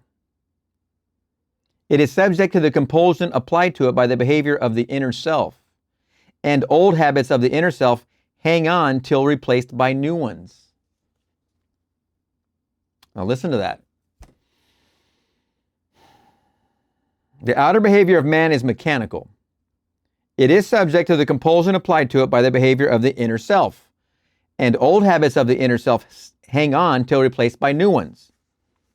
The new ones shall replace the old ones.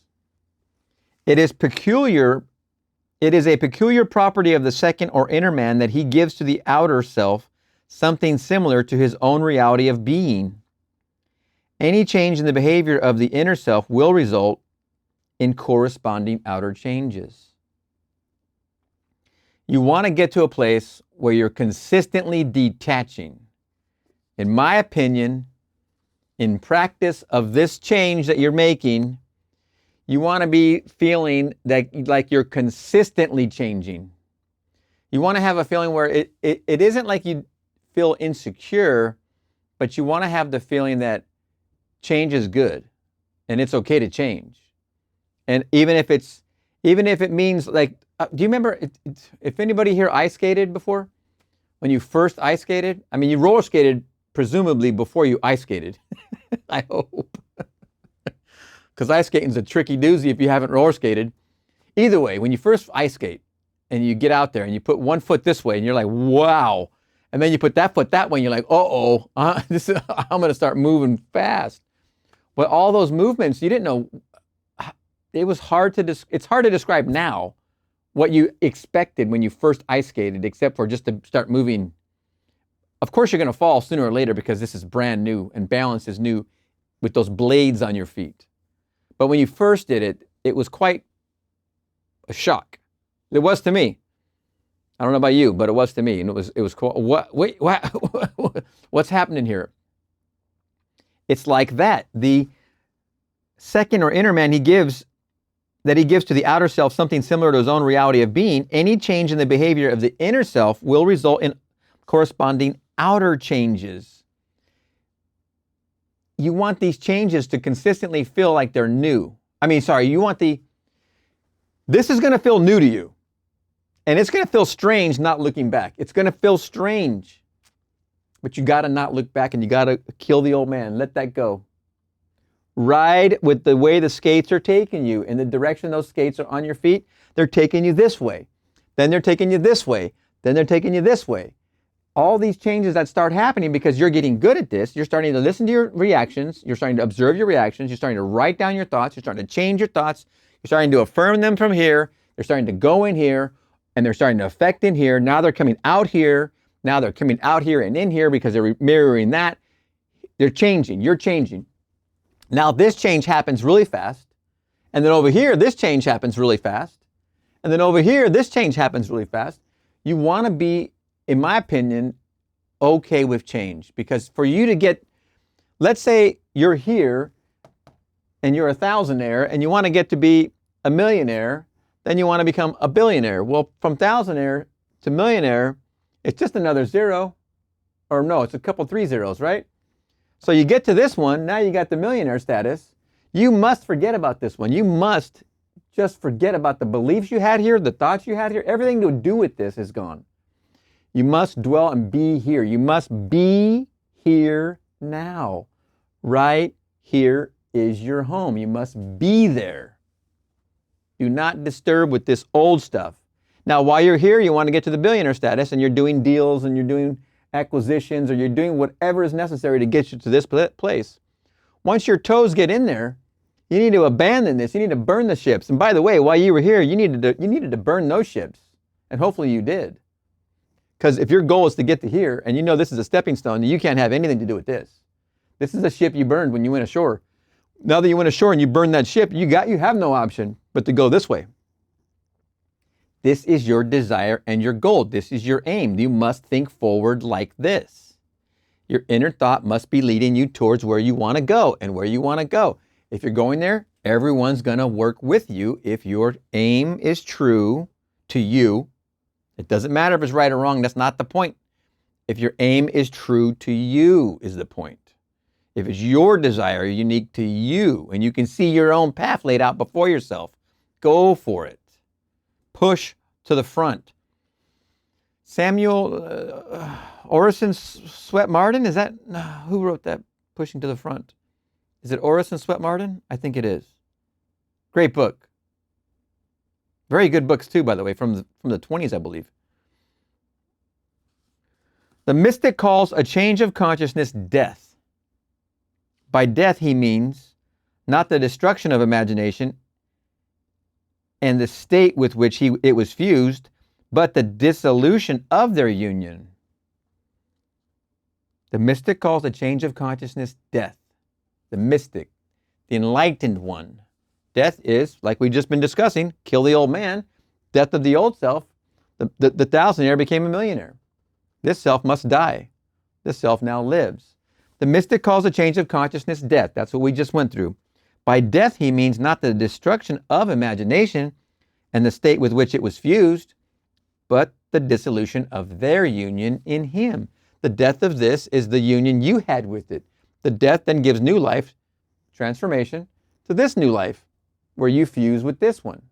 When you're going to go to the billionaire status, the death of this one will happen. So then you can fuse with this one. Fusion is union rather than oneness. Thus, the conditions to which that union gave being vanish. The conditions to which that union gave being vanish. I die daily. This is what I was trying to say about change. I die daily, said Paul to the Corinthians. Blake said to his friend Crabb Robinson, there's nothing like death. Death is the best thing that can happen in life, but most people die so late and take such an unmerciful time in dying. God knows their neighbors never see them rise from the dead. Wow. I can see how it could be easy to misunderstand Blake. I die daily was my point. I did not realize we were getting to that, but it is a feeling of you're okay with transformation in all fronts. Over here, over there, with this, with that. You're okay with transformation, transformation, transformation. Transformation is another word that means death. The death of one thing opens up. For one thing to finish, That means one thing's going to begin. For something to begin, something has to finish.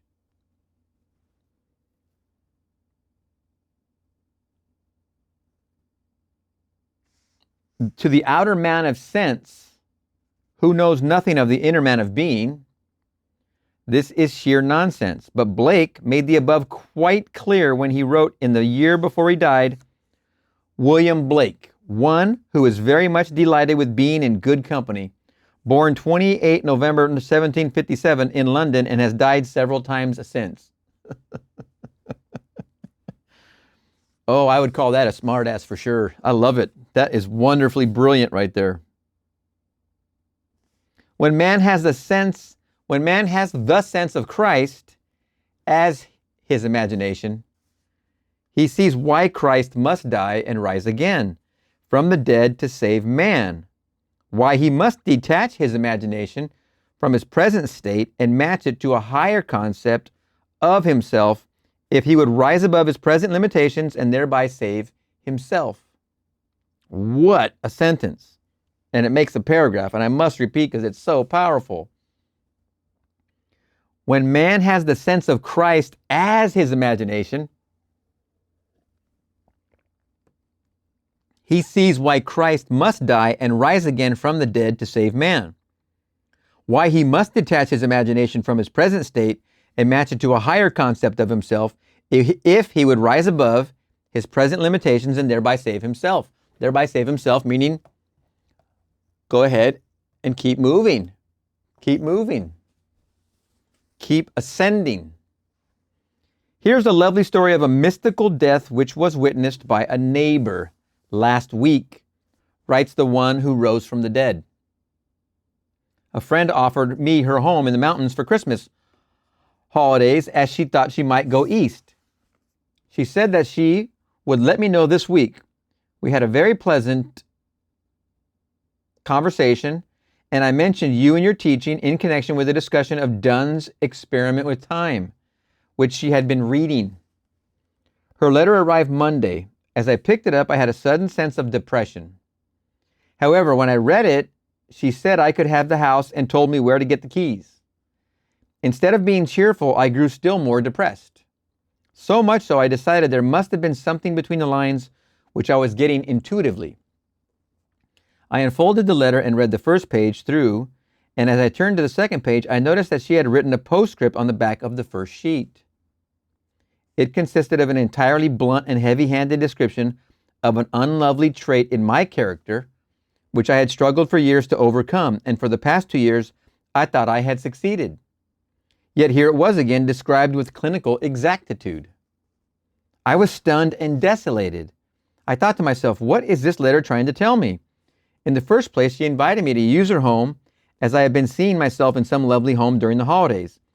In the second place, nothing comes to me except I draw it.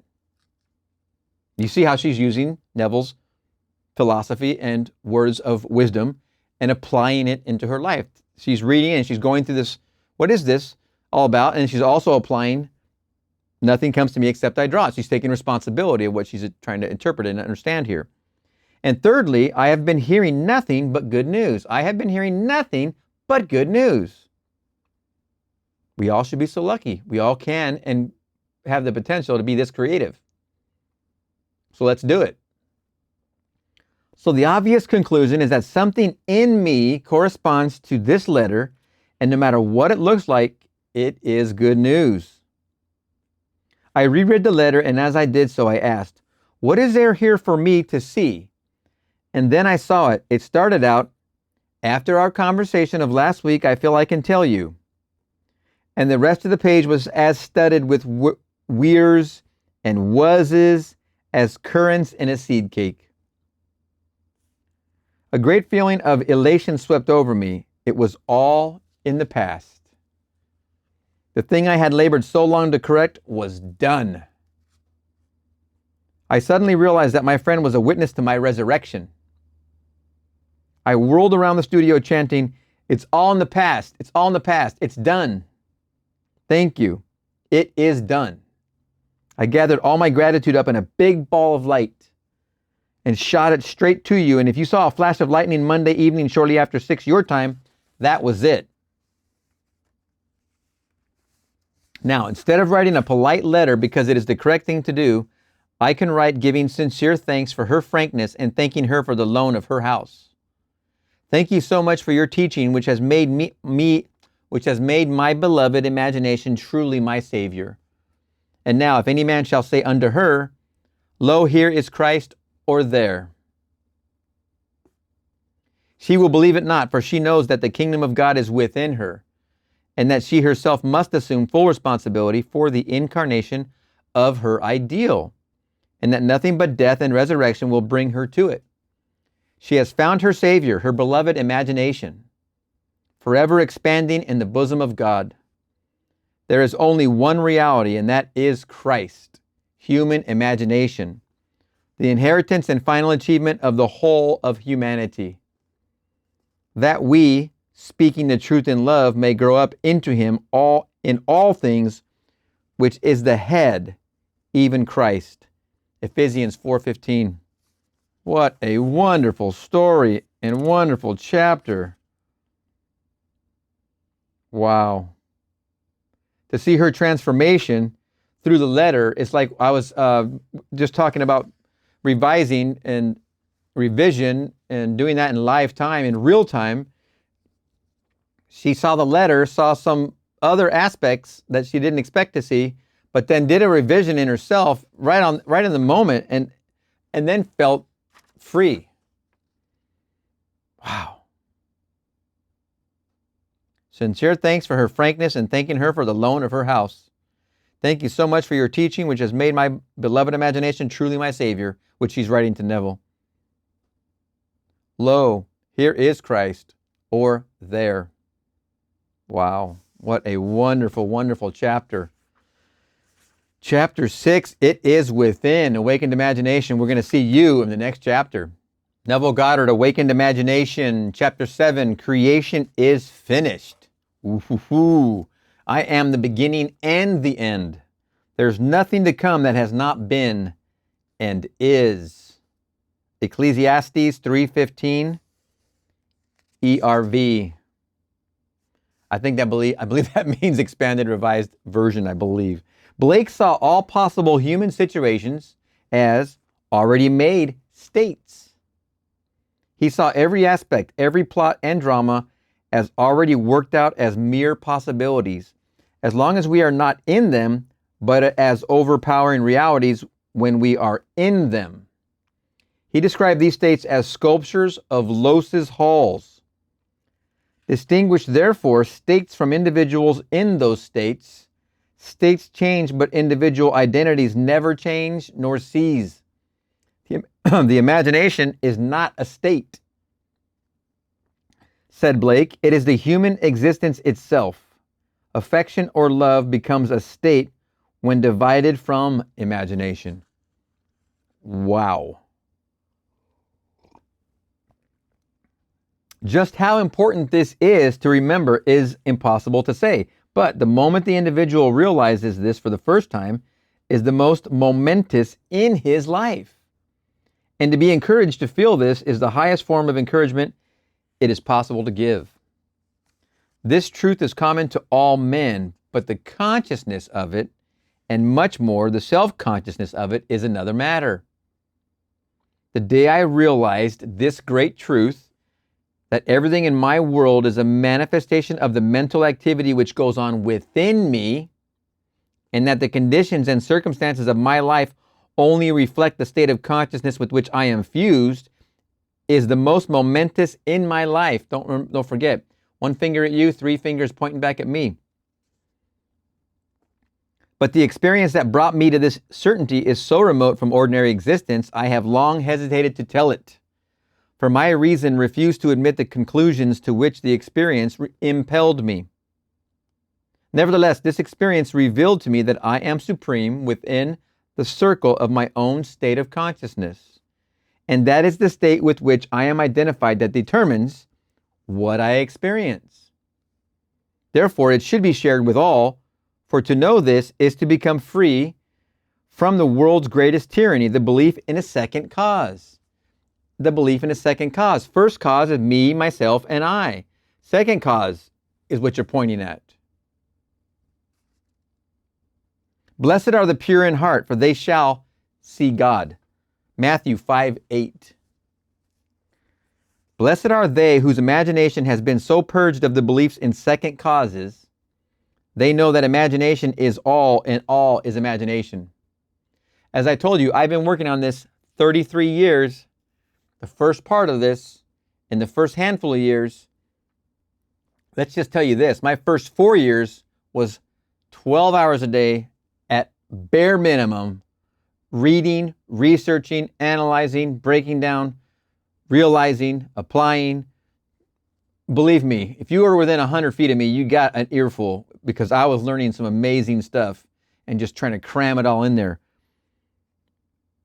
But listen to this sentence again, and I don't want to say this is a difficult road, but I am pointing back at 33 years and trying to say it took me that long. I'm only speaking about my experience. I've seen people today move much quicker to realizations that it took me quite a bit, but I came from a different place in myself. My own challenges are mine.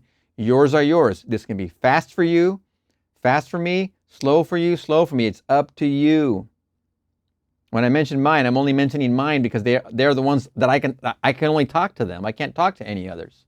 But I am hoping that the wisdom I can impart and share can help accelerate your movement. That's my greatest hope. Listen to the sentence again. Blessed are they whose imagination has been so purged of the beliefs in second causes, they know that imagination is all and all is imagination. It's when you realize what I'm saying right here, when this whole finger pointing business, that's second cause. First cause should be obvious because you've got 3 pointing back at yourself. Second cause is this one. So when you realize this, when you realize what's happening here, that you can't blame anymore. The only thing you can blame is those, those thoughts you have here, the tape that's playing here. Blessed are they whose imagination has been so purged of the beliefs in this second causes that they know that imagination is all and all is imagination. One day I quietly slipped from my apartment in New York City into some remote yesteryear's countryside. As I entered the dining room of a large inn, I became fully conscious. I knew that my physical body was immobilized on my bed back in New York City. Yet here I was as awake and as conscious as I have ever been. And let me tell you about yesterday's, it's funny how all this is a brew when I had that OOBE yesterday. That was so vivid. I was on the beach. I was in the sand. I was at the water's edge. I was seeing those waves. I was seeing the color in those waves. I was talking to my friend on the beach, seeing his daughter. Everything was even more vivid than this right here. It's, again, as a few videos ago, it's all about where we put our consciousness. Here I was awake and as conscious as I have ever been. I intuitively knew that if I could stop the activity of my mind, everything before me would freeze. No sooner was the thought born than the urge to try it possessed me. I felt my head tightened, then thicken to a stillness. My attention concentrated into a crystal clear focus, and the waitress walking walked not. And I looked through the window, and the leaves falling fell not. And the family of 4 eating ate not. And they lifting the food lifted it not. Then my attention relaxed, the tightness eased, and all of a sudden, all moved onward in their course.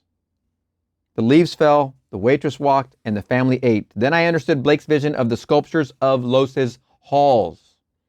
I sent you to reap that whereon ye bestowed no labor. What an amazing phrase, quote. That's John 4:35. Creation is finished. I am the beginning and the end. There is nothing to come that has not been and is. Ecclesiastes 3:15 ERV. Let me repeat this quote. I sent you to reap that whereon ye bestowed no labor. Again, John 4:35. Again, where's the sweat supposed to come from? Weren't you told you had to sweat this? Weren't you just told you had to pound steaks for the railroad company? That's a wonderful quote. I sent you to reap that whereon ye bestowed no labor. John 4:35. There's some keys to the kingdom right there. The world of creation is finished, and it's original with, the world of creation is finished, and its original is within us. We saw it before we set forth, and have since been trying to remember it and to activate sections of it.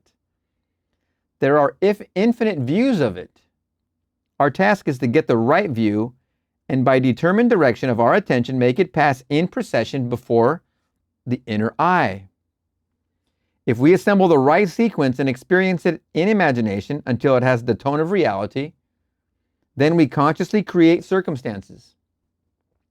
This inner procession is the activity of imagination that must be consciously directed, which is what we're learning over and over and over in all of these videos and all of these talks. We are learning to consciously control the direction of our imagination and cultivate our desire, control the direction of our imagination, and equal into our new objectivity. That's the main purpose of what we're talking about right here. Consciously. We, by a series of mental transformations, become aware of increasing portions of that which already is. All of his works are done. And by matching our own mental activity to that portion of creation which we desire to experience, we activate it, resurrect it, and give it life. This experience of mind not only shows the world as a manifestation of the mental activity of the individual observer, but it also reveals our course of time as jumps of attention between eternal moments. An infinite abyss separates any two moments of ours. We, by the movements of our attention, give life to the sculptures of Los's halls. Think of the world as containing an infinite number of states of consciousness from which it could be viewed. Think of these states as rooms or mansions in the house of God. Like these, like let's say these are all mansions in the house of God. This is the house of God, all of this. And like the rooms of any house, they are fixed relative to one another.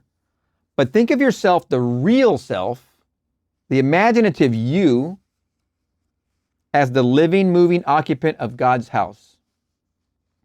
Each room contains some of Los's sculptures with infinite plots and dramas and situations already worked out, but not activated.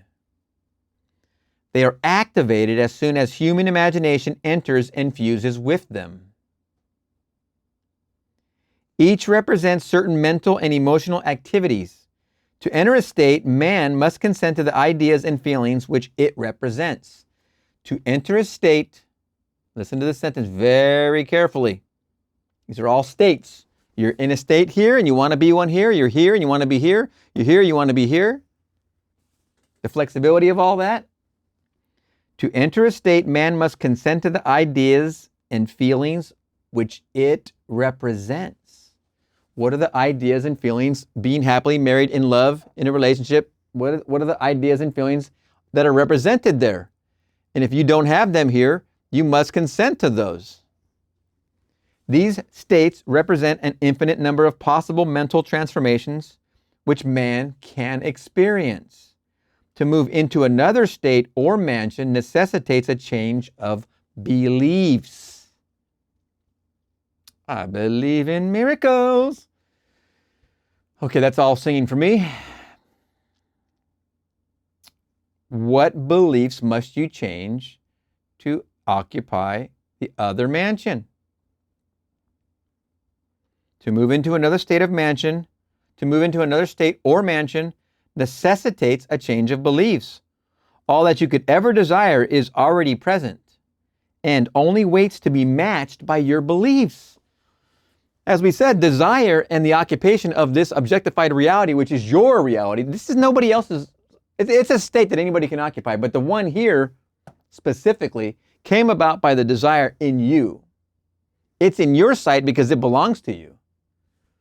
All that you could ever desire is already present and only waits to be matched by your beliefs. You must bring the frequency of your beliefs here to this level. That's relationship, that's in love, and that's in marriage. Also in business, what is going on in your business? What kind of customer count do you want? We haven't even touched on business yet. I ran my own business. I ran my own company for 13 years, a construction company, and I understand it very well. I put a lot of heartache into it. Running your own business is fun. It's an adventure. I don't wish it on any of my friends. You have to, if you want to improve your business from where it is to where you want it to be, you have to change the frequency of what you believe business is from where you are to where you want to be. All you could ever desire is already present and only waits to be matched by your beliefs. But it must be matched, for that is the necessary condition by which alone it can be activated and objectified. Matching the beliefs of a state is the seeking that finds, the knocking to which is opened, the asking that receives. What a wonderful sentence.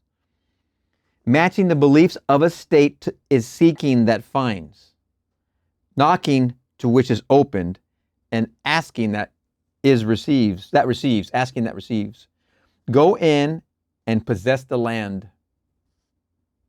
The moment man matches the beliefs of any state, he fuses with it, and this union results in the activation and projection of its plots, plans, dramas, and situations. Remember, everything's included. It isn't just roses and parades. Plots, plans, dramas, and situations are all involved here too.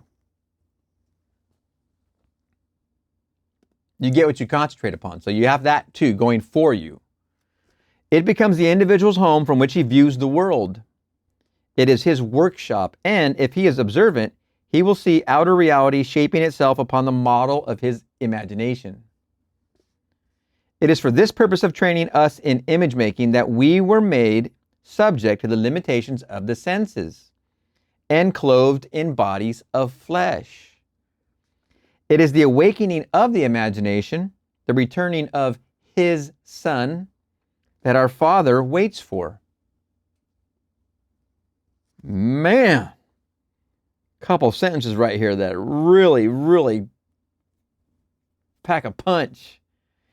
It is for this purpose of training us it is for this purpose of training us in image making that we were made subject to the limitations of the senses and clothed in bodies of flesh.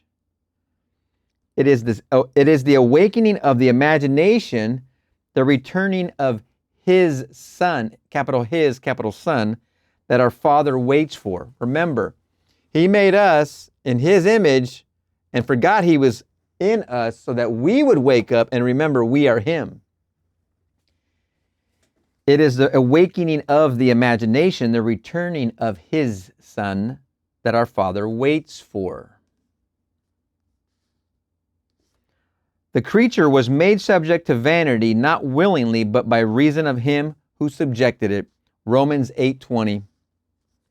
But the victory of the Son, the return of the prodigal, assures us that the creature shall be delivered from the bondage of corruption into the glorious liberty of the sons of God.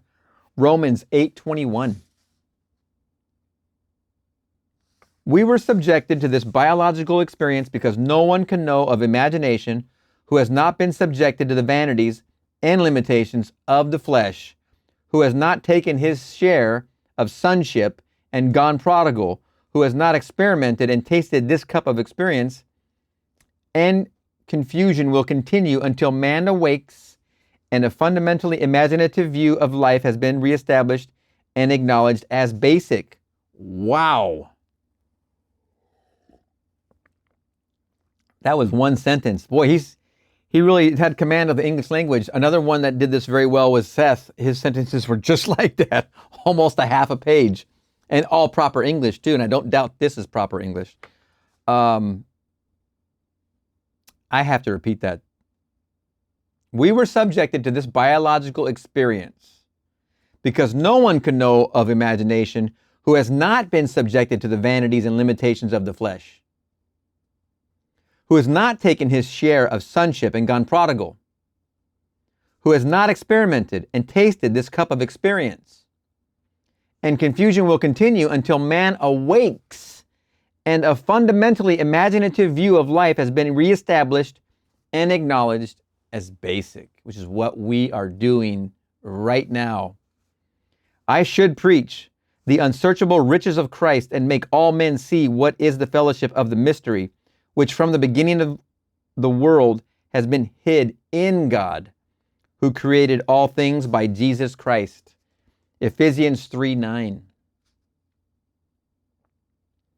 Bear in mind that Christ in you is your imagination.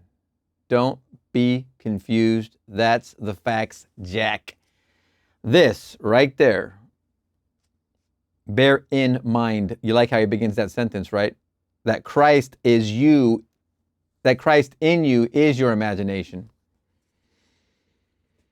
You could say it, Christ is you in your imagination. You could do the in and the is and flop them around there if you wanted to. Bear in mind that Christ in you is your imagination, or bear in mind that Christ is you in your imagination. Either one work.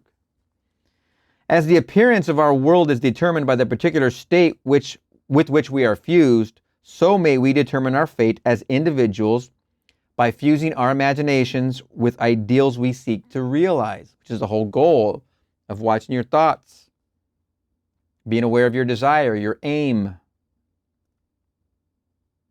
On the distinction between our states of consciousness depends the distinction between the circumstances and conditions of our lives. Man, who is free in his choice of state, often cries out to be saved from the state of his choice. And ye shall cry out in that day because of your king, which ye shall have chosen you. And the Lord will not hear you in that day. Nevertheless, the people refused to obey the voice of Samuel, and they said, Nay, but we will have a king over us. 1 Samuel 8:18-19.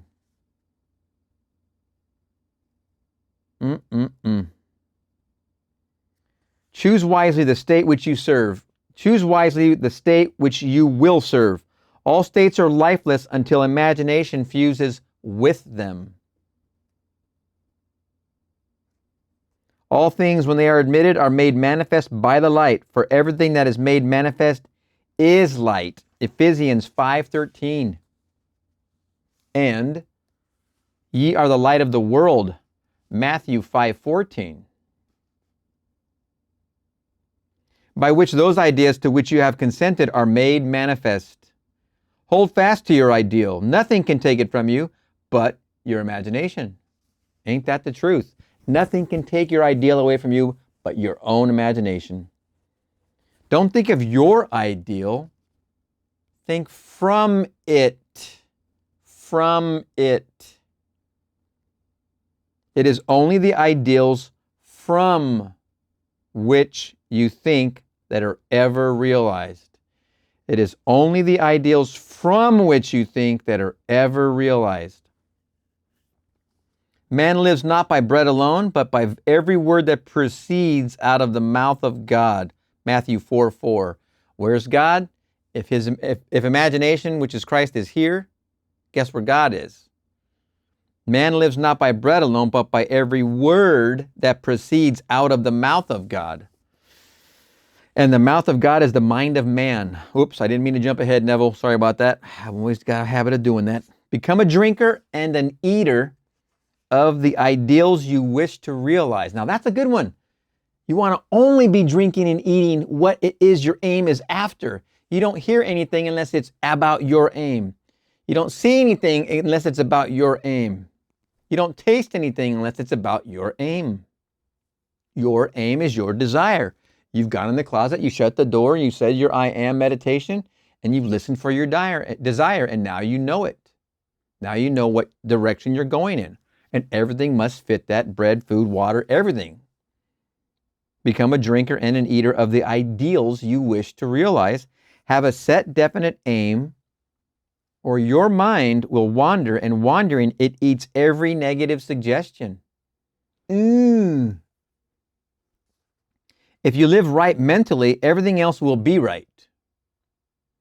By a change of mental diet, you can alter the course of observed events. But unless there is a change of mental diet, your personal history remains the same. You illuminate or darken your life by the ideas to which you consent. You got to appreciate his words. You illuminate or darken. You are the light. Nothing is more important to you than the ideas on which you feed. Nothing.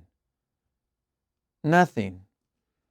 I'm here to tell you, testimonial. As a matter of course, I started uploading about December 19th, and now I'm on quite a run, if you've noticed. And I can say that anything I might have been interested in viewing on YouTube before December 19th has drastically changed. If I go to YouTube now, as we all might, and just look at the homepage, it's trying to bait me with all kinds of stuff, which I do not care about anymore whatsoever. YouTube's algorithms trying very, very insistently to get me to find something I like out of this hodgepodge, and I'm not interested. Before the 19th of December, pre maximum uploadus operandus, I was interested in all kinds of things, learning all kinds of subjects at once. Now it's very directed, it's very focused. It's not completely blasted by blasts of this subject or that subject. Believe me, it's still trying. There's things I'm like, that looks curious. Oh, no, I ain't got the time for it. Ain't nobody got time for that. It's very fascinating to watch as you make these changes, which you're going to make. You're going to see, especially in the YouTube feed, where the algorithm or whatever it's called, doesn't matter. They want you to use the platform to spend your time there because it has your attention, but also they don't mind being the entertainment system for you, which is great. I mean, it's a wonderful platform. I've learned so much there. I can never begrudge it. I'm trying to give back. That's what I'm trying to do right now. I've gotten so much wonder and awe and valuable lessons from that platform, and this is my way of giving back into it. You illuminate or darken your life by the ideas to which you consent. Nothing is more important to you than the ideas on which you feed. And you feed on the ideas from which you think. If you find the world unchanged, it is a sure sign that you are wanting infidelity to the new mental diet which you neglect in order to condemn your environment. You are in need of a new and sustained attitude. You can be anything you please if you will make the conception habitual. For any idea which excludes all others from the field of attention discharges in action. The ideas and moods to which you constantly return define the state with which you are fused. Interesting. Use the YouTube analogy in this idea of understanding. Use what you're paying attention to right here on this subject. Therefore, train yourself to occupy more frequently the feeling of your wish fulfilled. This is creative magic. It is the way to work toward fusion with the desired state. If you would assume the feeling of your wish fulfilled more frequently, you would be master of your fate. But unfortunately, you shut out your assumption for all but the occasional hour. Whose fault is that? Who's to blame here?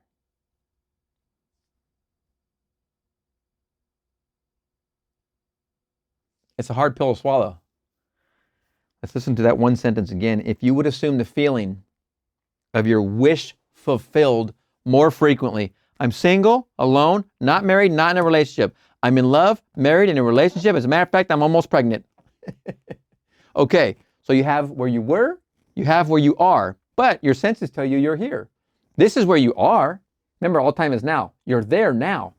You're there now. Otherwise, the concept of it wouldn't even exist in your mind, in your desire, in your urge. If you would assume the feeling of your wish fulfilled more frequently, Get your Casio watch out of the drawer, dust it off, set the timer to go off every 10 minutes, every 15 minutes, every 5 minutes, whatever.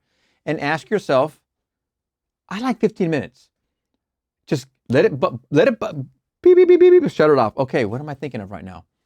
How happy I am, married, in love, coming home off my honeymoon, being carried across the threshold. What a wonderful honeymoon I had. Then you get back to the insanity of the world. Boom, boom, boom. Do you have kids? Do you have friends? Do you have office? Do you have workmates, emails? What do you have? Beep, beep, beep, beep. Oh, wait, let me shut that off. Wait a second. Give the 5 seconds if you can right then in that moment. Stop the attention and just give that 5 seconds to your fulfilled desire. It deserves it. The more, if you would assume the feeling of your wish fulfilled more frequently, you would be master of your fate. But unfortunately, you shut out your assumption for all but the occasional hour. No, last part of the sentence, strike. We're going with the watch every 15 minutes. Doesn't have to be a Casio, but they're, hey, I don't know what they are on Amazon, $5 or $10. And they look retro, they look cool. Practice making real to yourself the feeling of the wish fulfilled. Practice making real to yourself the feeling of the wish fulfilled. After you have assumed the feeling of the wish fulfilled, do not close the experience as you would a book, but carry it around like a fragrant odor. What is it like for me now that I'm married to be and feel married and happy in my relationship? It feels wonderful. I feel that right now. It feels wonderful. I am chillaxing making my left turn.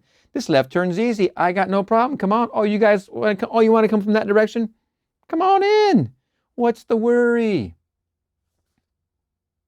Instead of being completely forgotten, let it remain in the atmosphere, communicating its influence automatically to your actions and reactions.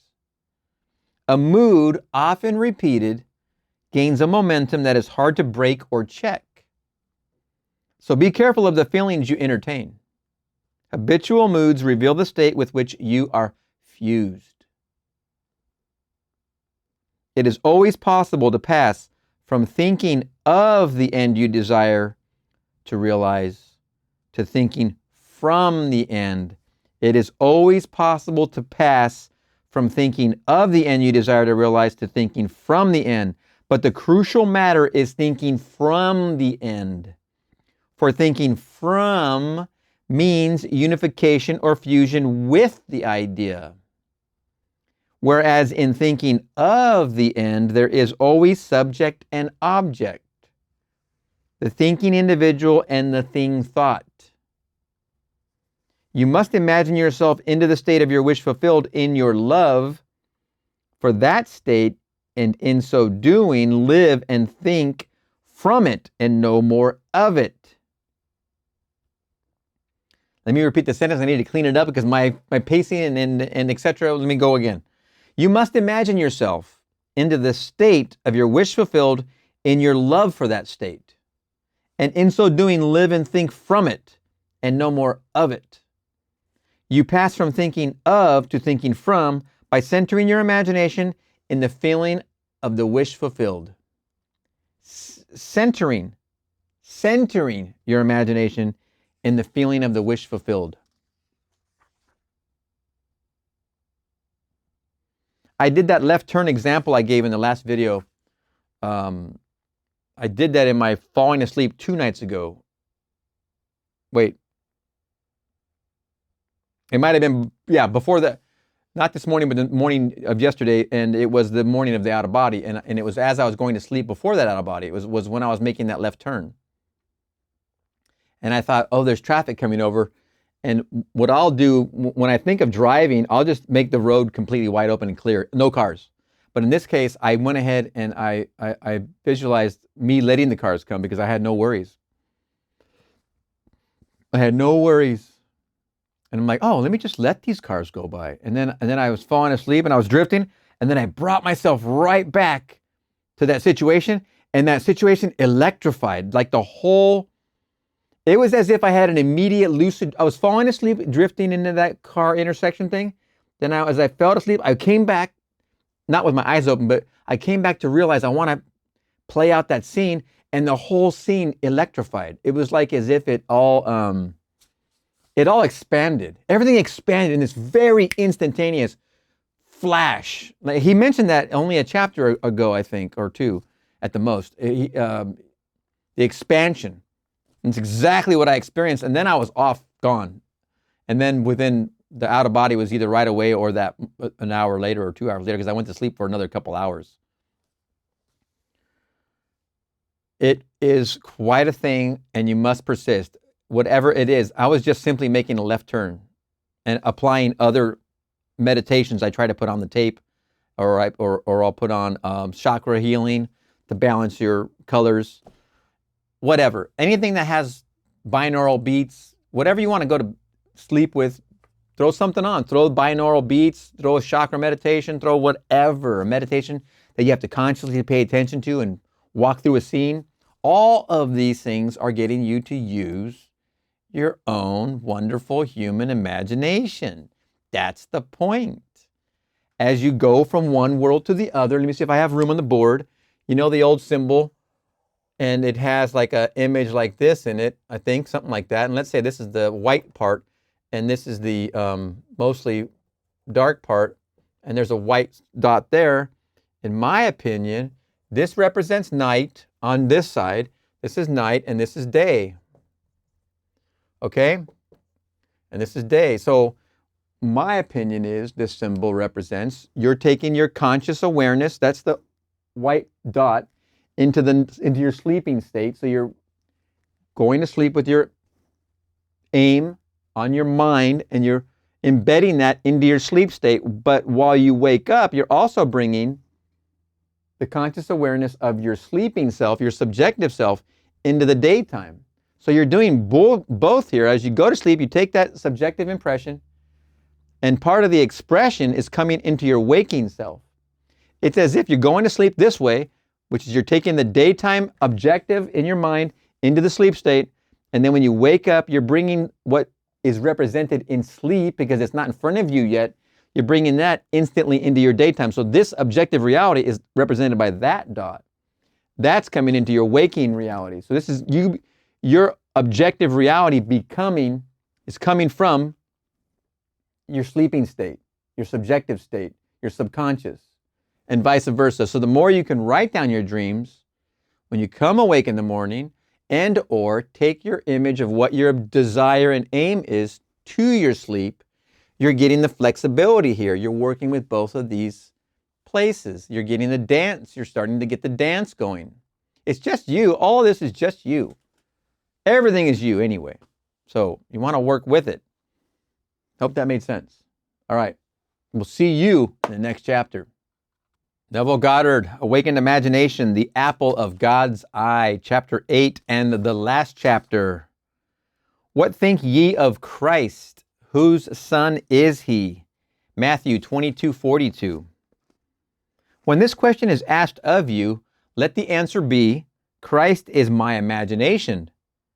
And though I see not yet all things put under him, Hebrews 2:8. Yet I know that I am Mary, from whom sooner or later he shall be born, and eventually do all things through Christ. The birth of Christ is the awakening of the inner or second man.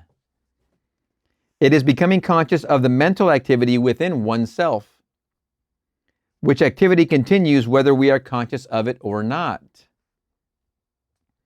The birth of Christ does not bring any person from a distance, or make anything to be that was not there before. It is the unveiling of the Son of God in man. The Lord cometh in clouds is the prophet's description of the pulsating rings of golden liquid light on the head of him in whom he awakes. The coming is from within and not from without, as Christ is in us. This great mystery, God was manifest in the flesh, begins with Advent. And it is appropriate that the cleansing of the temple, which temple ye are, 1 Corinthians 3:17, stands in the forefront of the Christian mysteries. The kingdom of heaven is within you, Luke 17:21. Advent is unveiling the mystery of your being. If you will practice the art of revision by a life lived according to the wise,